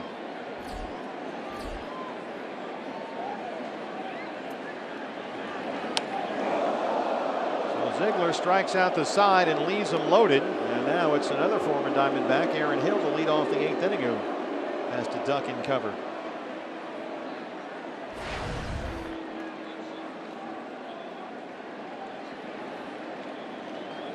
Aaron, .274 for the year with 9 homers, splitting the season between Milwaukee and Boston.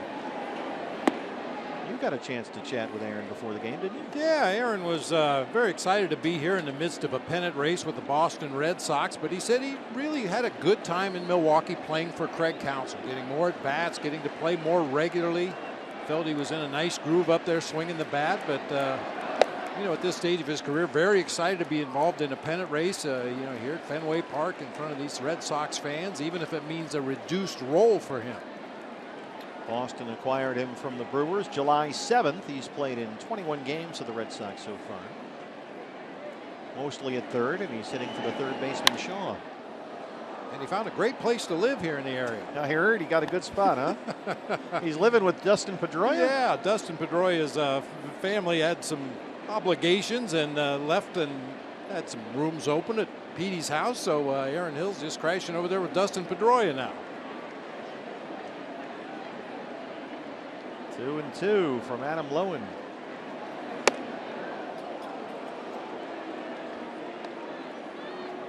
Aaron went 2 for 4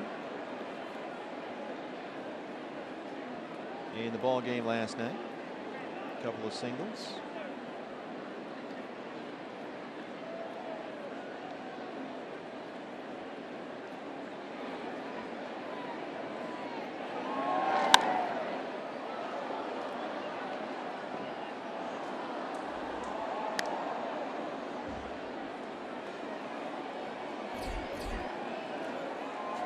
Catcher Sandy Leon, who's singled, homered, and walked, is on deck. He wrapped one around the pesky pole in right field. What was that, about a 305-foot homer?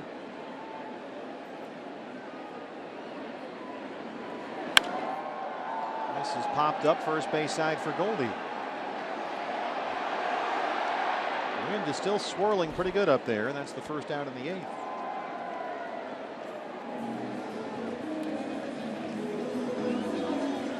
Here is Sandy Leon.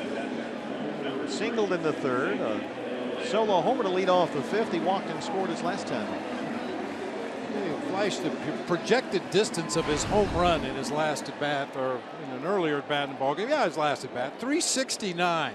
Come on. Yeah, right. Come on. Maybe 309. Maybe. It really makes no difference. It cleared the fence, but wrapped it right around the pole there.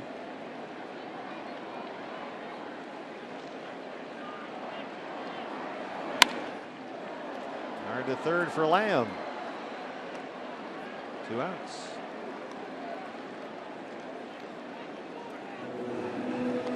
Well, Brock Holt homered his last time up. He scored 3 times tonight. The home run is 6th of the year. That's already a career high for him.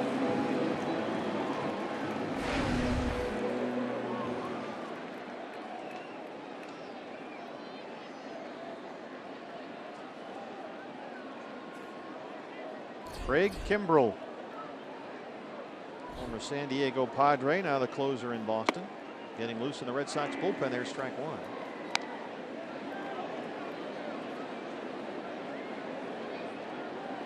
Diamondbacks in the 9th will have scheduled up Oscar Hernandez, Socrates Brito, and Gene Segura, 8, 9, and 1.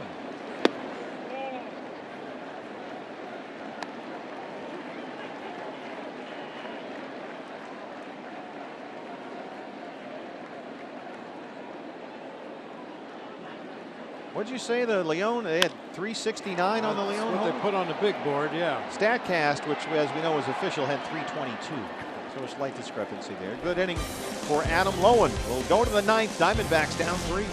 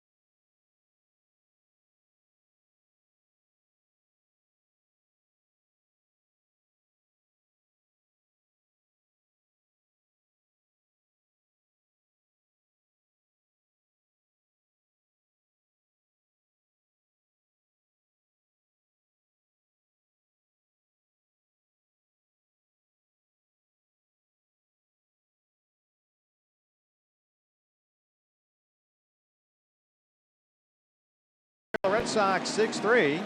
And on to close it out for Boston is the closer Craig Kimbrel, former San Diego Padre, of course. And Kimbrel this year, 18 saves in 20 appearances. He missed much of July after knee surgery. He had to have a meniscus repaired with a scope. He just came off a very bumpy outing Tuesday against the Yankees when he walked a career-high 4 and struck out 2 in the 9th inning. You can see the base on balls 20 in 36 innings pitched. He has punched out 57, so I guess be patient but be ready. Gets up there in a hurry. Well, Hernandez and Brito were the scheduled hitters, but in the on-deck circle for the Diamondbacks are Goslin and Drury. Aaron Hill remains in the game after hitting for Travis Shaw. He'll play third base. So it looks like Goslin will hit for Hernandez and Drury will hit for Brito. Phil Goslin, 275 and 2 homers. He started at first base last night and did well, had a couple of hits and an RBI.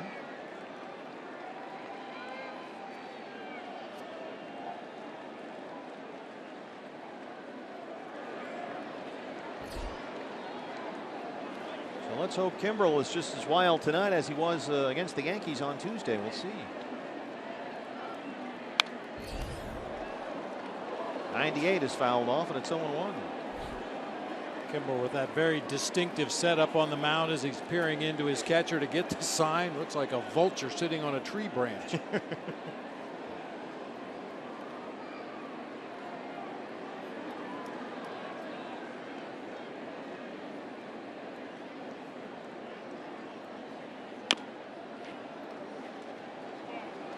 Phil behind 0-2.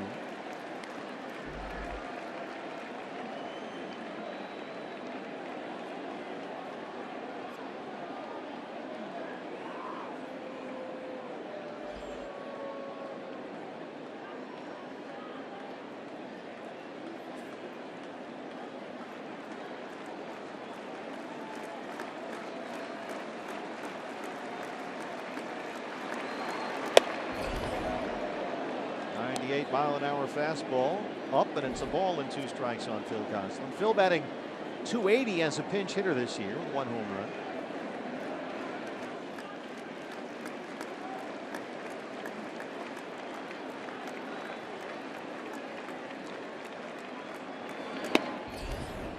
Missed at 99, and it's 2-2.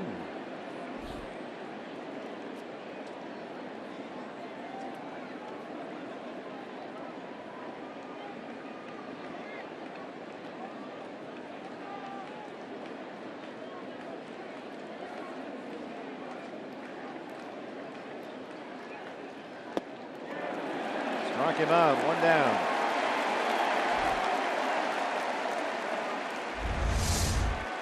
Look at that slider for strike 3 to Phil Goslin just off that outside corner. Kimbrel's been one of the more consistent closers in the game if you go back to the beginning of the 2011 season.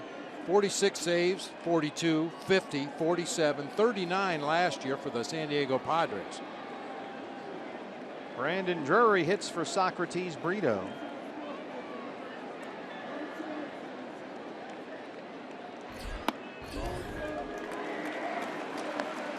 Brandon singled and walked in the ball game last night. He's hitting .256 with 10 home runs.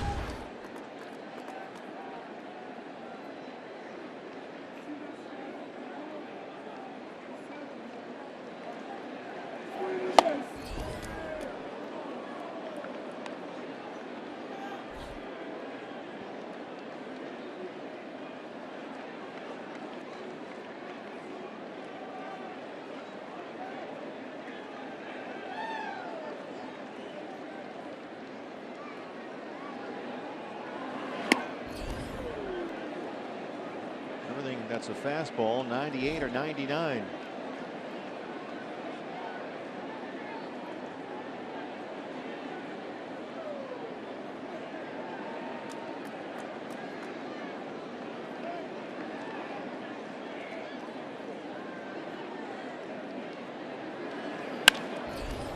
Fly ball, deep right field. Mookie Betts backing up at the track, and he's got it just shy of the bullpen out there for the second out.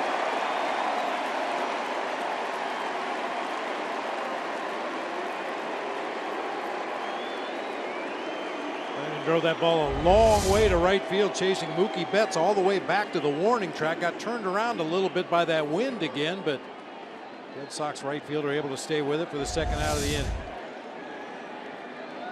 Yeah, it was blowing in. Now it's blowing more across toward the pesky pole in the right field corner. Last man standing for the Diamondbacks, the leadoff man, Gene Segura. He walked in the fifth. He's 0 for 3. 6-game hitting streak on the line for Segura. Wind is really picking up right now. And a storm coming in. Storm on the mound right now as well.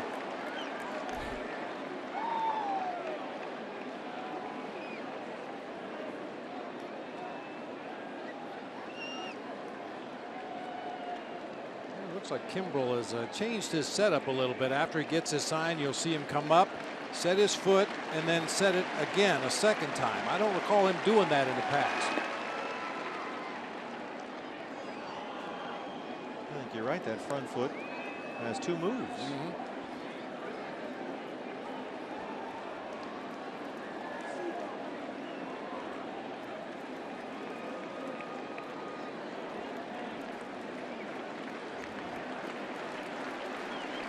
One right there, and there's the other.